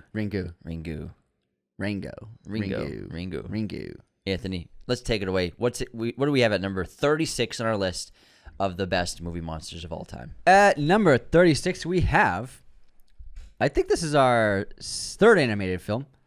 We have No Face from Spirited Away. I think this is such an iconic part of the movie, and in just any Miyazaki film, this is one of the most memorable images that represents one of his films. And he's a lonely spirit who follows her after developing an interest in her sincerity. He doesn't speak, but he makes grunts and noises and stuff. But Keonashi is its name, but it's known as No Face. But it has different forms, and it's very disturbing. Like when it turns into that giant monster eating things with the huge teeth and mouth, and it still has that mask on, and you see that the real form of it. It's really terrifying. So it's a character that you think it's cute and sweet and helpful, but also it's very dangerous. And the design of those two aspects of it, and really the monstrous version of it, is such a really cool, disturbing monster. I really like No Face, and it really makes the movie in a lot of ways. Yeah, and I like how No Face sort of has that childlike quality where it's following the lead around so much and has similar personality traits and just is looking for her approval so often. And I think that childlike quality combined with the monster aspect of it's really fascinating. Mm-hmm. Next up at number 35, from A Quiet Place, we have The Death Angels. And this is such a great franchise. It's, I think, probably the best horror franchise going right now that there are 3 films in it. And all 3 are very unique and interesting and done so well. The first 2, I think, are the best, but I really like Day One a lot, the Ground Zero kind of aspect of it. But the Death Angels are just really fascinating creatures. Check out our episodes. We broke them down in much more depth. They have super hyper hearing. They can hear a noise from like a mile away. They're insanely powerful. They have impenetrable skin and hides, you could say. They came crashing to Earth from an asteroid, from a planetary explosion from another galaxy, you can assume, very far away. And they are out to just destroy anything that makes noise. And they do have a weakness, which is interference in specific frequencies of sound that is insanely painful to them. But other than that, their other weakness is water. They cannot swim. But man, when they are on land, they are almost unstoppable. Next up, we have another Star Wars monster with the Sarlacc. Sarlacc pit is an iconic part of Return of the Jedi, where our heroes are about to be fed to them and they fight back. And the Sarlacc pit, obviously being inspired by Dune so much, this is like a Shai Hulud-esque monster. Kind of, yeah, for sure. Only it just stays inside the earth. It doesn't move around. And it has that circular mouth with the teeth and everything. So it has a similarity to the Dune sandworm, obviously. But what's really cool about Sarlacc, and it's something that like I didn't think about my first few watches, but then you watch this movie, you realize this is just the mouth. How big is this friggin' thing? How deep is it in the earth? It's like an iceberg. It's gigantic, and people have made fan art. There's some concept art of what the Sarlacc is, and it's just like this huge giant root monster, and its entire body's massive. Like the mouth is just like a very tiny part of it, and it's just like it's like an iceberg, where the tip of the iceberg is, you think it's gigantic, and that's the majority of it, but then the real iceberg underneath the water is massive in comparison and makes up like 80 to 90% of the actual size of the iceberg. And the Sarlacc is like that. Its mouth is just a tiny piece of this huge creature under the earth. And it's really fun to think about, like, what is it under there? Like, this is just its mouth. It's just a giant monster, and the mystery behind it is what's really cool and so fascinating about it. On top of like the fact that falling into this hole of a giant mouth with razor-sharp teeth is just terrifying in itself.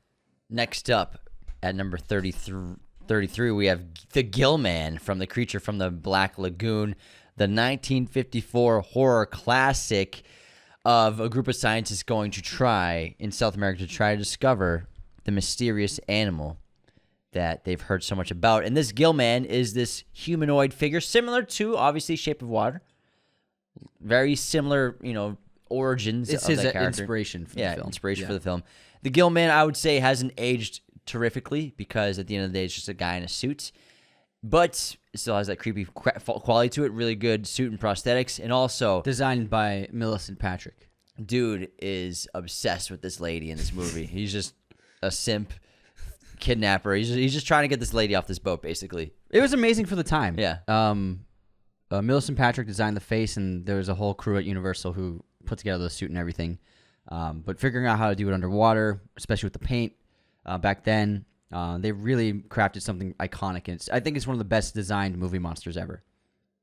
Next up, we have Audrey 2 from Little Shop of Horrors, the giant man-eating plant that our lead character grows in the flower shop. Audrey 2, I love the design. It's super fun, but also scary at the same time. It sings. It has such a great personality. Everything about the Little Shop of Horrors is phenomenal. I think it's one of my favorite musicals of all time. But I love how Audrey 2 keeps growing and growing to the point where in the alternate ending, Audrey 2 is as big as a skyscraper, and then it's like, oh man, the world's fucked. But it's just such an iconic design, and there's nothing like it. I'm glad that they haven't made a remake of this. And this is something they should never touch again, I don't think. I agree. Okay, let's talk about number 31 from the Evil Dead franchise. We have the Deadites.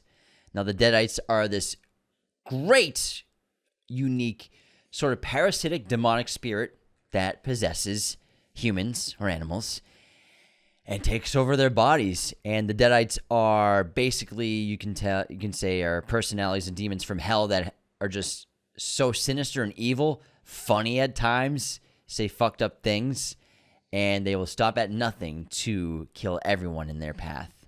And I love the design. The first Evil Dead's really obviously just a groundbreaking movie. Yeah. And low budget filmmaking, but great storytelling. But still, I think one of the strengths of that movie are the great makeup and practical effects, and they still look great. And going forward, the more modern Evil Dead franchise, they've gone a different route with their makeup, less colorful, I guess you could say. Less prosthetics. Yeah, but really like honing in on sort of a mix between demon and zombie. I think they've gone with the new ones, which is pretty cool. But the blood's there, and that's all that really matters. I honestly prefer the old ones with that white prosthetic face. Those like bluish eyes. Yeah, it's really disturbing. I agree. All right, up next at number 30, we got some Spielberg in the house with the Velociraptors in Jurassic Park. This was a memorable scene from the film, and the raptors in the kitchen, man. And they did an amazing job filming it. Some CGI and so much practical prosthetic work and costumes with real people. The sound design, hearing them breathe, and then the close-ups of their eyes and their faces, seeing their long nails tapping on the floors, seeing their hands open the doorknob. There's so many great shots of the raptors, and they really are absolutely terrifying. And this is one of the scariest scenes ever, I think. And the use of reflections and the use of music in this film, it's so incredible. And they really knocked it out of the park with this. It really was incredible. Moving on to number 29, Christine. I just watched this. If you want me, the evil to take car it, from the Stephen King adaptation. Go ahead. So Christine is this car that, ever since it was assembled, has killed people. And the movie doesn't explain it. I'm sure the book does. I haven't read it. But this car is a murderous entity. And it does anything it can to protect and support whoever owns it. And the movie is so incredible in terms of its special effects and practical stunt work and practical effects, because the car moves, the car transforms, the car repairs itself. It's really phenomenal work. Like, there's a moment where it was torn to shreds by a bunch of kids in a gang, and they beat it to shit with weapons, and then it just, with practical in-camera effects, they had it like fix itself. It's unbelievable. Like, I watched this and I was like, oh my God, how the fuck did they do this? It was insane. It's so cool. I love it. I think it's a really phenomenal film. I gave it a 4-star rating. It's just a perfect 80s Stephen King adaptation. It's phenomenal. Let's talk about a great horror film from South Korea by Bong Joon-ho in 2006, 2007 in the United States. We have The Host, which features a terrific creature and monster after a careless American company dumps waste and chemicals into South Korea's Han River for years. A creature soon emerges from these tainted waters and sinks its jaws into the local residents. Great creature design, an odd lizard-looking creature. It's like a fish lizard with a tail. Yeah, but it's terrifying. It's horrific. It can leave the water. It can go on roofs. It can and chase people down anywhere it has to. But I think what Bong Joon-ho created is a great freaking analogy, like he always does, of our modern world. It was started as a fish that was transformed based upon toxic waste. So it has like those elements, but they turn it into like a legged monster, fish monster. Yeah, legged fish monster. It looks good. I watched it recently. It still holds up. The CGI is still pretty good. Next up, we have the Cloverfield monster in Cloverfield. This was so well done because we saw so little of the monster, even throughout the course of the film. I mean, they did a great job hiding it. Again, this was a pretty low budget for how big the movie was. You know, you're talking about a New York City falling monster movie, and they did it on a pretty modest budget, and CGI looks great. They did an excellent job with Matt Reeves directing of, teasing the monster throughout the course of the film. When we saw it, there were quick shots of it. There were only a handful of like very steady, long shots that we saw. I like the design of the monster a lot. It's got like this huge, lanky arms and this really weird face with these like sacs on the side of its head and these really thin, tall, sharp teeth and a weird mouth. It looks super alien. I like how they didn't explain how it got there. It just showed up one day. We didn't need that, but I think the design is really interesting, and it was something that we hadn't seen before. And it looks like a combination of animals that we have on our planet but could never exist in this world. It's immensely tall and extremely powerful. I think it was a great film, and it was so much fun to see in theaters for the first time because there was so much mystery shrouded upon it. But I really love the design of this monster. Let's talk about the Wolfman, number 26, which there have been several versions of. The best ones, obviously, are from 1941, the original Wolfman. Then I think Benicio's The Wolfman in, 2010, is solid. I was a little disappointed by it, but the creature design's great. And both have similar creature designs of a very man-esque humanoid version of the Wolfman with obviously very furry face and hair and teeth and claws. And the Wolfman's, I think, is a special monster that I'm looking forward to the Blumhouse version, because I think if you really nail this character, you have potential for a great franchise going forward. And the Wolfman's it's basically a werewolf. Same rules apply.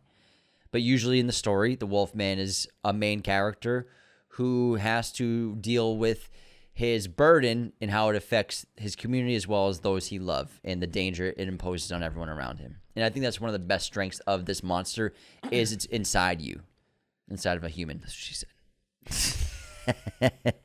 This is an iconic design, the original. I mean, this has paved the way forward for monster movies in a big way.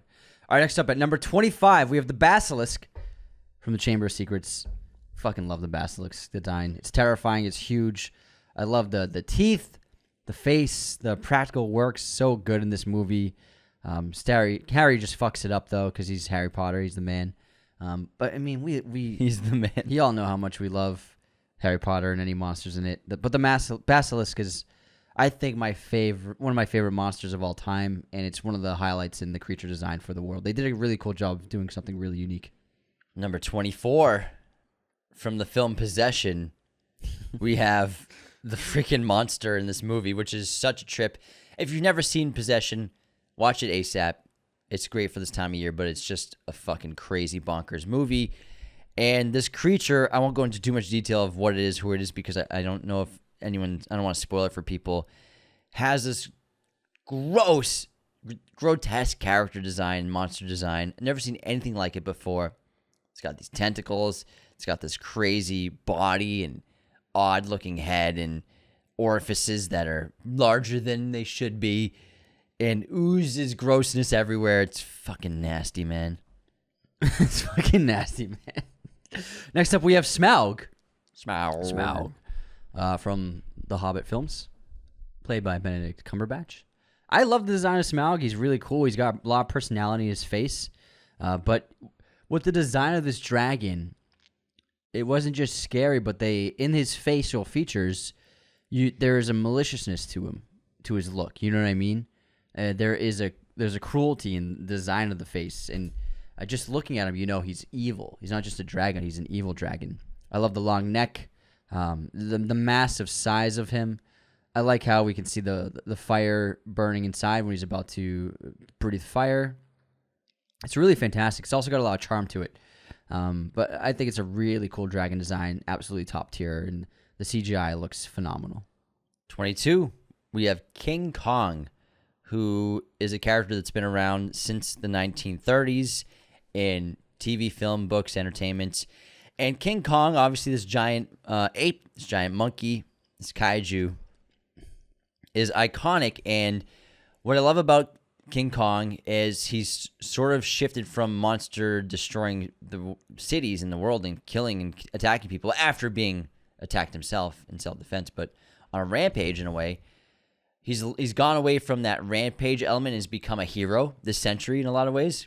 And so this last specific versions of King Kong, he's very heroic, and he's a savior for humanity or for the planet. He's a fighter and defender of the planet against other monsters now, which I think is a pretty cool direction to take the character. And I think it makes it better for audiences. If you're making him the lead, yeah. But it's really, the first version is the definitive version of King Kong. Yeah. The monster destroying the city doesn't belong in there.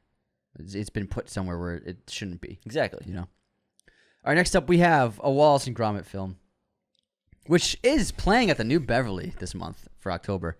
We have Wallace and Gromit: The Curse of the Were-Rabbit.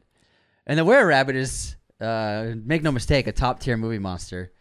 It's so funny. It's a werewolf, but it's a rabbit who turns into a werewolf. And so they were able to do this because he doesn't eat people. He eats vegetables and fruits. And so he goes terrorizing the town, this were-rabbit terrorizing the town every night with a full moon, eating all of their gardens and all their veg. He's eating all the veg. The design's great. It's this basically a giant bunny with a bow tie, huge teeth. But it's scary. They did a good job with this movie. I think it's an absolutely phenomenal horror film. Ralph Fiennes and Helena Bonham Carter joined the cast as 2 new characters in the Wallace and Gromit world. Animation is great. The lighting and cinematography is just really wonderful and so good. The Were-Rabbit, I love the Were-Rabbit. So good. And it's especially when you see who the Were-Rabbit is by the third act. It's great. We're on to the top 20, guys. At 20, we have Pennywise from It, one of the best Stephen King adaptations. And obviously, Tim Curry played the character in 1990 in the TV movie series. And then we have Bill Skarsgård taking on the character in 2017 and then 2019 sequel. And I think what Skarsgård and then obviously director Andy Muschietti did with the new versions of it are the definitive versions of Pennywise, because they really got to play with obviously the use of new technologies with CGI, and sort of the possibilities you can do with this kind of character are endless now. And Skarsgård brought this great practical quality to bring insane creepiness to this clown, this killer clown from outer space. And I think that for me, Pennywise in the first film in It was one of the scariest parts of a movie I've seen in a while. I mean, that opening scene with Georgie is iconic. Georgie. And Pennywise is horrifying. You know, he has this very inviting quality of being a clown, which obviously connects to his origin story, which I'm sure we'll get a lot of in the prequel of Welcome to Derry. But, you know, taking that and using it to his advantage to lure children close to him for attack, and then just being a horrific monster whenever he has to. But I think what they did a great job in the 2 movies that came out recently was all the different kinds of things he can transform into, his metamorphosis, his toying with people with his physicality, whether he's going through the water as a different character or just getting inside someone's head. Plus, the outfit and the red balloons are just as iconic as the clown makeup itself. And all around, one of the best characters in horror ever. Yeah, I think they absolutely destroyed it with the design of the new one. It's so good. At number 19, we have Davy Jones from the Pirates of the Caribbean franchise. It's so incredible. I love the design. It's got like this Cthulhu kind of inspiration. But, I mean, this is one of those movies where people look at the imagery and the CGI and they're like, how is the CGI? Like, it was like peaked at this moment. Davy Jones in Pirates is so incredible. The CGI looks incredible. It holds up better than a movie's made 20 years later. It's crazy how much it's regressed. Yeah, that's a great way to put it. It's regressed. And people ask us why, and I mean, the easy answer is they're saving money, they're doing things faster, and they're not putting the time and effort and care into it that they used to because it takes too long. But man, Gore Verbinski with these films and his design team, David Jones, his whole crew's amazing. But Davy Jones, the design of that character, it's an iconic part of lore in Pirates. Davy Jones's locker. How do you design this character for these movies? And man, Bill Nighy as Davy Jones was perfect casting, but this design of the character is phenomenal. All the tentacles, octopus face, it's incredible. Yeah, it's phenomenal, and I mean, it just looks so good. It looks like you look at this and you're like, I can't believe this is 20 years old. The CGI, it's unbelievable what they did, and I hope that Disney and all the big studios start going back to making sure they get the CGI right and taking their time with it before they put their product out. I don't think they're going to listen to you, man. Probably not. But, man, there's a reason why this looks so good and people love it so much. The potential is, imagine what it can. Well, obviously, Avatar is what. Yeah, the pinnacle of it is now. What happens when you really work for years exactly. on something. But, like, it takes Cameron 6 years to make one. Yeah. So they don't want to wait that long. Yeah, it's just they're making movies as quickly as possible. Yeah. But, man, they did it right with Pirates. They really did, the first 3. Number 18, another iconic horror monster from the Universal world. We have Frankenstein, who's had so many goddamn movies, so many TV adaptations, on screen, one of the most adapted characters in fiction history for the screen. Frankenstein's monster. So iconic. The character design. All know. Yeah, we all know Frankenstein. Ever since we were kids, you've all grown up loving Frankenstein's monster. So mean, at the end of the day, I think that's all we have to say. Next up, we have Shai Hulud from the contemporary Dune franchise. They just nailed the design. It's great. And I'm sure it took them a really long time to figure it out, but what they came up with was so unexpected and different from any other version of it. They really nailed it, man. They got it right. And Shai Hulud's been made in other cool ways. You know what I mean? They're all interesting adaptations, and fan art of Shai Hulud online is just like you get to see so many different ideas behind what it could look like. But man, when you saw Shai Hulud for the first time in Dune, you're like, oh my god, like this looks really incredible. Yeah, the shot of The when they're in the air, with Shai Hulud below them. Really incredible, just the scale and the size of it. Never seen anything like it in terms of a Dune adaptation, plus all of the teeth everywhere. But the way the teeth are. Yeah, it's like really these what it's long like in the poles. book. Yeah, and they sort of curve in. Yeah. And obviously the teeth are made into crysknives, and just the lore with the character is so important to the world of Dune in terms of its connection to the spice, its connection to the planet. So the Shai Hulud, the giant sandworm, is the most important part of this world in the mythology of everything going on. It's because of the giant sandworms. And what's cool is they explore that more in the future films if they get to make them. So if they make Dune Messiah, if they go forward after that, then the giant sandworm plays an even bigger part of it. And we obviously got more versions and looks at the sandworm in the second film. You know, one of the most badass shots of the years is Paul walking towards the Fremen with the giant sandworm blasting behind him. And that the fucking power, theme, man. You know, the power of the sandworm is immense, shaking sand so much that it basically swims through it, which is really fascinating and is true and scientifically possible, which is really, really awesome. And despite what Neil deGrasse Tyson says, and I saw someone sent me a interview. Yeah, he said it was like dumb. And he's like, "How does the sand swim?" I'm like, "If you read the book, it vibrates the sand." People have done it, man. People have done it. I can't remember what it was. Something like that. He said something. I know what you mean. He was talking smack about Dune, and it pissed me off because he didn't read the book. And anyways, it's also it's fiction. You're not right about everything, Neil. It's fiction. It's not real. It's not real. All right, Next take it away up, with another Lord of the Rings. 16, we have Shelob from Lord of the Rings. Just a great spider. When it comes to movie spiders, it's probably the best one. I think so, yeah. It's super scary. I like Aragog a lot, but we never got to see Aragog in his prime killing, what he could do. And obviously, it's young kid books at the end of the day. But Shelob, we really got to see what a giant spider can do. Unless it's fighting hobbits, then it's fucked. Unless Samwise shows up. But Shelob's terrifying. These giant webs that Frodo gets stuck inside as he's lured into this cave by Gollum. And then the fight with Sam is really terrific because, you know, Sam in Hobbits, they have that advantage of being so small, which many people look down upon as a weakness. But to specific situations like this, it's an advantage. And he's able to fight against Shelob, who is just huge, has this paralyzing toxin that it attacks Frodo with. And then I love one of my favorite shots of the fight in the sequences in general. Shelob is when she pierces Frodo in the back, and then catches him so gently, and then wraps him up so quickly until he's covered in webbing. It's really great. But Shelob's a great, terrifying character. I think it's the best giant spider we've seen in a movie. Next up, we have Dracula specifically from Bram Stoker's Dracula, because he really does feel monstrous. Gary Oldman, with all the makeup, the prosthetic work, the hair.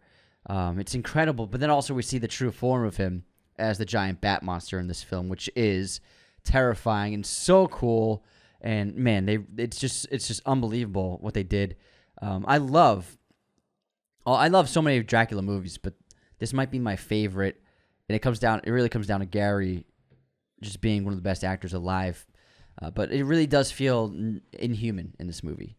Whereas in other movies, he does feel too human. So with this film, we added to the list because not just his bat monster form, but also when he is in his human form, he looks like a monster too, except for when he's courting Mina, obviously.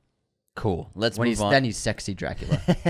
Let's talk about the original Mummy from 1932. Yes. With incredible creature design. Obviously, they didn't have CGI, but they focused so much on prosthetics and makeup, which were just superb for the time. And this movie's black and white, and I think the prosthetics are look really phenomenal in just the black and white photography with the shadows, the contrast, the skin. It's those ridges on it. Yeah, the ridges in the skin. It just reflects light so well, and light pours on it in a brilliant way to make it enhance it even more. And I think that, without this great prosthetic work, this character doesn't work because they didn't wrap him with bandages the whole time, but he really is just on screen for whenever he's in his mummy form. And it's really terrifying, and it's not so drastic where he's pruned up. He still has the structure of a living human, his face and his arms and his body and his limbs.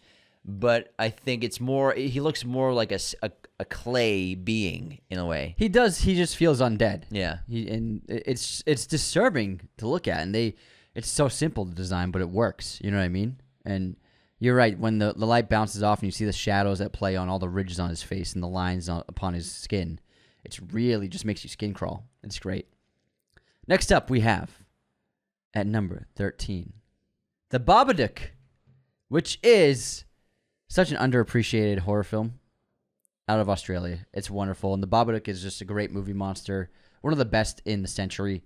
And I love the design. He's got these crazy black lips and huge eyes, shadows, and he wears a top hat, long crazy hair, a big robe. And they did a wonderful job of hiding him, of shooting him with a lot of shadow, and he's so mysterious, and you wonder, like, what is this thing? And I love how they never really explained it, because this movie really is like a metaphor, and the Babadook represents a metaphor. But it's really cool how they integrated this storybook, this picture book, pop-up book, to really scare the audience, because you're like, is this thing real? And then when you do see that it's real, it's like, holy fuck. This thing's terrifying. The giant smile. It's so reminiscent of The Man Who Laughs. The design of that character, the silent film of the man who's mutilated and can't stop smiling and laughing. But when you look at the Babadook, that absolutely is something that I'm sure was inspiring for it in its design. But yeah, iconic. It's a new horror villain that I hope they never make a sequel to, because it's so good. Number 12, everybody. Bum bum bum bum bum bum bum bum bum bum bum. Predator, baby. It's just the badass. It's so sick. It's fucking Predator. This is the bee's knees. One of the best action movies ever made. Arnold Schwarzenegger versus a giant alien with advanced technology who comes to different planets to hunt prey and to become the ultimate predator of his surroundings wherever he goes. Just the species of the most badass warriors in the galaxy, probably in the universe, that literally this is what they do. Go around trying to find the most dangerous game, basically. And I think it's really fascinating when you look at it from that perspective. But at the end of the day, the character design is so superb. Freaking like 7'8", giant heads, these cool dreads, great technology, minimal to an extent, minimal armor, invisibility shields, heat-seeking vision, thermal vision. It's so badass. The laser guns, the swords, everything about Predator I love and adore. It's one of my all-time favorite movies. I'll put this movie on anytime because it's just that sick. Sick, brah. All right, next up, we have the T-Rex from Jurassic Park. Now, as good as the raptors are, the T-Rex scene is really the show-stopping sequence in Jurassic Park. Stan Winston and his group, the animatronics, the prosthetics, the special effects, everything from really seeing the foot stamped down in the mud to a real head peering inside the car, and then just the giant teeth and mouth opening, trying to get the kids with the glass in front of them. It's an unbelievable design. Obviously, they're speculating what the T-Rex really looked like, and there's obviously so many debates about what dinosaurs truly looked like. Were they really just straight up like reptile-looking animals, or did they have things like feathers and colorful bodies and pigmentation? All this is really up for debate and still not solidified, but in terms of like what they did with the design of the T-Rex, I think it's just like perfect, and it's just one of the best movie monsters ever. That sequence, that scene, it's so special. And then even after that, chasing the Jeep. They really just made one of the most iconic moments in movie history. And it's a great moment of absolute terror in a movie that is universally loved by families and audiences alike, whether it be kids or adults. I remember just absolutely being terrified by the T-Rex, but thinking Jurassic Park was just one of the best movies ever. And it's really such a special design how they pulled this off. We're in the top 10 now. At number 10, a recent Denis Villeneuve film, we have the heptapods from Arrival, which are these massive, enormous aliens who come to Earth mysteriously, and it takes the entire film for humans to understand why. And I love the design of these creatures because we really only see bits of them at first. And they have this really great way of communicating with these ink blots designs that are write out their own circular language, which reflects with their abilities to perceive time in a circle, rather not linearly like humans. If you understand their language, you get that power too. And the designs, it's incredible. They have these, what we see at first are these almost humanoid hand-like limbs that are shooting out and communicating with our characters. Which we think are the bodies. Yeah, and then we think that's all of them. We finally see what they're really like, and they're just towering figures. These are the bottoms of their bodies, their feet, you could say. And they're probably like 50, 60 feet tall, almost statue-like. And I love the mystery behind the heptapods and the danger they could represent for humanity. And if you've never seen Arrival, I mean, I'm sorry if I spoiled a little bit of it, but it's Arrival. I think everyone listening has if you seen weren't going to Arrival. see it, you would have seen it by now. Yeah. You know what I mean? And if you weren't going to see it, you won't see it. It is what it is. It's Arrival. It's a Denis Villeneuve film. Too late. I mean, we're not going back. I'm not going to apologize. It's too late to apologize. But they're really fascinating, and I freaking love the design. They're incredible. So creative. At number 9, we're back with James Cameron with the Terminator, the original T-800, humanoid robot bent on destroying everything in its sight. I think that this is just, it'll live on forever. It already has. The metal skeleton. There's just something about a skeleton being, a human being that's made from metal. And, you know, the Terminator is great. Arnold's amazing. I love the prosthetics when he gets a little bit of his face blown off and the eye and everything, slowly teasing and revealing what's really underneath that skin. But really, when he gets burnt up and he comes out of that fire and he's chasing Sarah through that factory, it is absolute terror and horror. And there's just like, how do you stop this thing? And removing the human appearance of it really shows that this is a monster. And it's an unstoppable force, and it's just one of the best ever. It's amazing. And just like the idea of the metal robot, but it's got metal teeth, human teeth, you know? It's great. Love it. The red eyes, man. The red eyes. Next up at number 8, we have a William Friedkin film. We have from The Exorcist, we have Pazuzu, who is the demon who is possessing the young girl in the film. Reagan. And Pazuzu is terrifying because of what Pazuzu can do to a human, and the fact that Pazuzu chooses to possess someone so innocent, someone so young, and someone so weak to his advances, which is probably why he goes after a child. And what he does to her is terrifying. She begins to basically decompose. She has her gross, disgusting guttural voice that is the voice of Pazuzu, speaking Latin, knowing things about people that no one should know, and taking control of the physicality of her body, walking backwards, upside down the stairs, the shaking of the bed, the jumping back and forth, the up and downs. I think what Pazuzu is and represents is so terrifying, and then the way that freaking films Pazuzu subliminally is really great with the shadow and the mist of the statue of Pazuzu. Yeah, I mean, essentially, we get two looks at Pazuzu. We get that face in the darkness. Yeah, the but then woman. the statue. Yeah. like when I watch the movie, that's for me. That's what Pazuzu looks like in the demon world, and it's horrifying.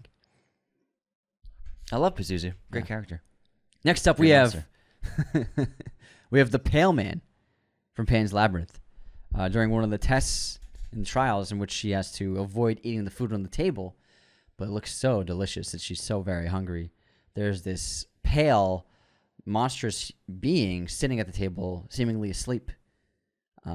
She finishes her task, and as she's leaving, the food looks just so good, so she takes a little bite of, what is it, a grape?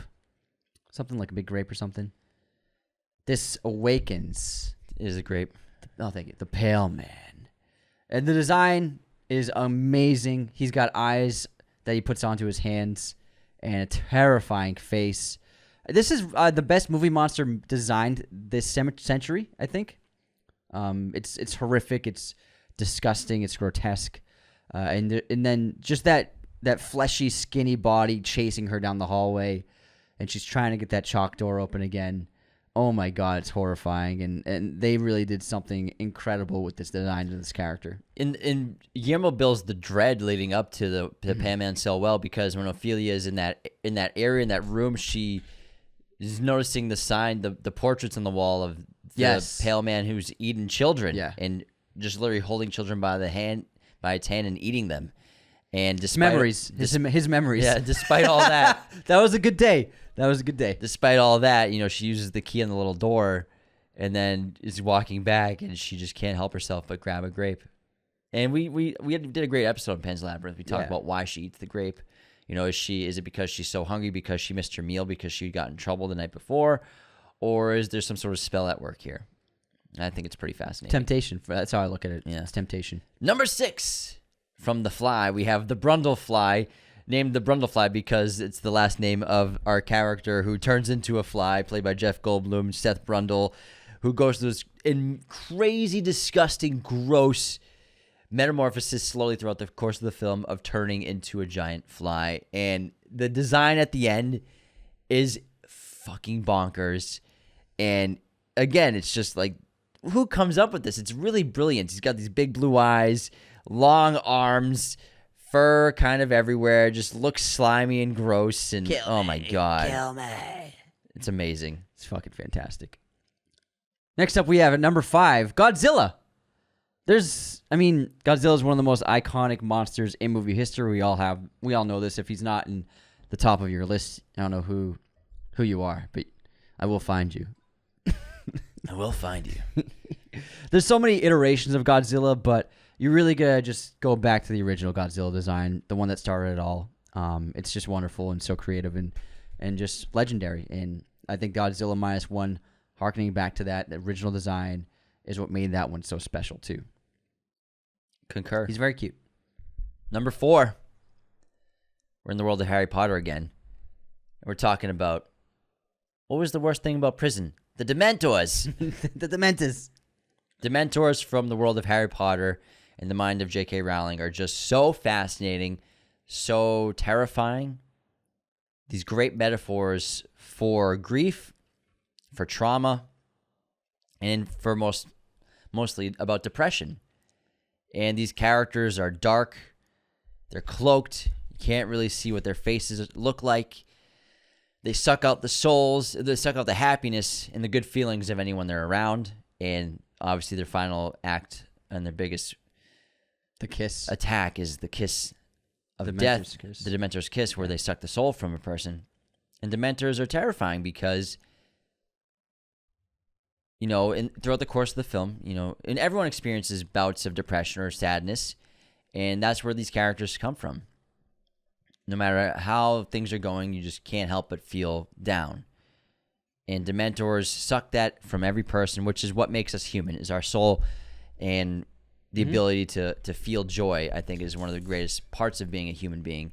And the Dementors, even though they're scary and terrifying to look at, I think the fact that they can remove that from a person is their biggest frightening point for me. For me, that's what's so terrifying about them. Like you said, other than their appearance, is what they do to you, because, your soul is all you are, essentially. And so taking that away from you is just the worst thing that can happen, I think. But also because J.K. obviously used famous mythological beasts in her stories. Everything from the basilisk to centaurs to dragons, you know what I mean? But this was an original creation of hers. You know what I mean? Mm-hmm. And it is absolutely brilliant. It's so Brazilian. It's so brilliant in its Brazilian. So Brilliant in its design and also in its concept, as you were talking about. And they did a great job capturing it on screen. In Alfonso teasing it with the hand. Yeah, I like how everything gets cool around them and the temperature drops and gets frozen. It's just a wonderful piece of fiction that I think is a highlight of her work and her creation and the ingenuity and genius in her mind. The Dementors are absolutely phenomenal creation. All right, next up at number 3, we have The Fucking Thing, man. One of the best movies ever, one of the greatest horror films of all time. The work on The Thing, I mean, we've gushed about this movie endlessly on this podcast, and I know everyone listening is a fan of this movie. It's absolutely sensational prosthetic work and special effects work. What the Thing morphs into, how it transforms, the different variations of the Thing, from the dogs to the spider head to the collapsed cavity in the chest to the giant monster version at the end. There are so many creations and designs and incredible craftsmanship and artistry in creating grotesque imagery in this movie. It's even hard to pick a favorite, but ultimately it's just like the idea of like, I don't even know what the Thing looks like, really. Nobody does. I don't think it wants anybody to know what it looks like, really. And that's terrifying in and of itself because of all the forms it does take. Number 2, we have Spielberg. Is this the first Spielberg movie? Second. Where's the other one? It was something. I'll Jurassic Park. Twice. Yeah. Third Spielberg, most common director on the list. From Jaws, we have The Shark. Just one of the best movies ever made, hands down. So well made. Lightning in a bottle. And really became a blueprint for a lot of horror films going forward, of building suspense and dread with your audience, slowly revealing your monster, hiding it for as long as possible, keeping it a mystery until you really just smash the audience with it in the second and third acts. And the shark is enormous, and obviously this movie blends a little bit of real shark photography with a lot of the mechanical Bruce the sharks that were made for the film. And it was I think a happy accident that it was breaking down so much because it was built in fresh water and then they put it in the ocean with salt water and it started not to work. So they had to mix it up and pivot and just sort of use it as little as possible. But man, when the shark starts coming into play, it is amazing. This movie soars to heights that most films will never reach. And that third act of the shark attacking the boat is sensational stuff. Sensational. Sublime. We're at the number 1 pick for our list, James, and I'm sure that any keen listeners can guess as to what has not been mentioned on this list yet. And that is the perfect organism. The Xenomorph! The ultimate movie monster from the mind of Ridley Scott and his incredible team working with H.G. Giger, whose incredible art inspired what eventually became the Xenomorph. And, I mean, the facehuggers are amazing, but the Xenomorph is just something special. And I don't think that you could ever do better than the Xenomorph in terms of a creature and in terms of a monster in a film. I don't think it can be topped. There's a reason why there's so many adaptations that have been made, and it's still a property that is still highly in demand by the studio, and they are churning them out. And even when, they do something really cool like they did at the end of Alien Romulus, it doesn't even compare to the Xenomorph. You know what I mean? It's just it's the perfect monster. Everything about it, from the acid blood to the design, the humanoid aspects to it, its giant head, its tail. I mean, it really is just unbeatable in terms of an idea of what a monster can be. It is the ultimate force. And man, I love it so much. I love how Ridley shot it in the first one and how Cameron and others expanded on it. But really, this falls down to Giger's work, what he did, and Ridley Scott seeing the brilliance of that design work and honing it for this movie. And man, what a collaboration. It really just takes two brilliant minds really make it something special for a film like that. I think we nailed that top pick. Yeah. What's better than the fucking There's Xenomorph? nothing better. Nothing. Absolutely nothing better than a Xenomorph. We love it so much, and I love movie monsters, and I really hope you all enjoyed this episode. That was a good one. On the 75 best movie monsters of all time on Raiders of the Lost podcast. Be sure to become a patron today at patreon.com/Raiders of the Lost podcast. Leave those 5-star ratings and reviews on Spotify and Apple. Subscribe on YouTube. Like, comment, do all the things. Just do the things. Do the things right now. Yes. And we'd really appreciate it. So take care, everybody. See you next time. This episode was brought to you by our chosen one patrons, Jacob Kossler and Nicholas Martin. Thanks so much, boys. Raiders of the Lost podcast is a mirror image production. Sound mixing done by Jacob Kossler. Opening music by Chase Jackson.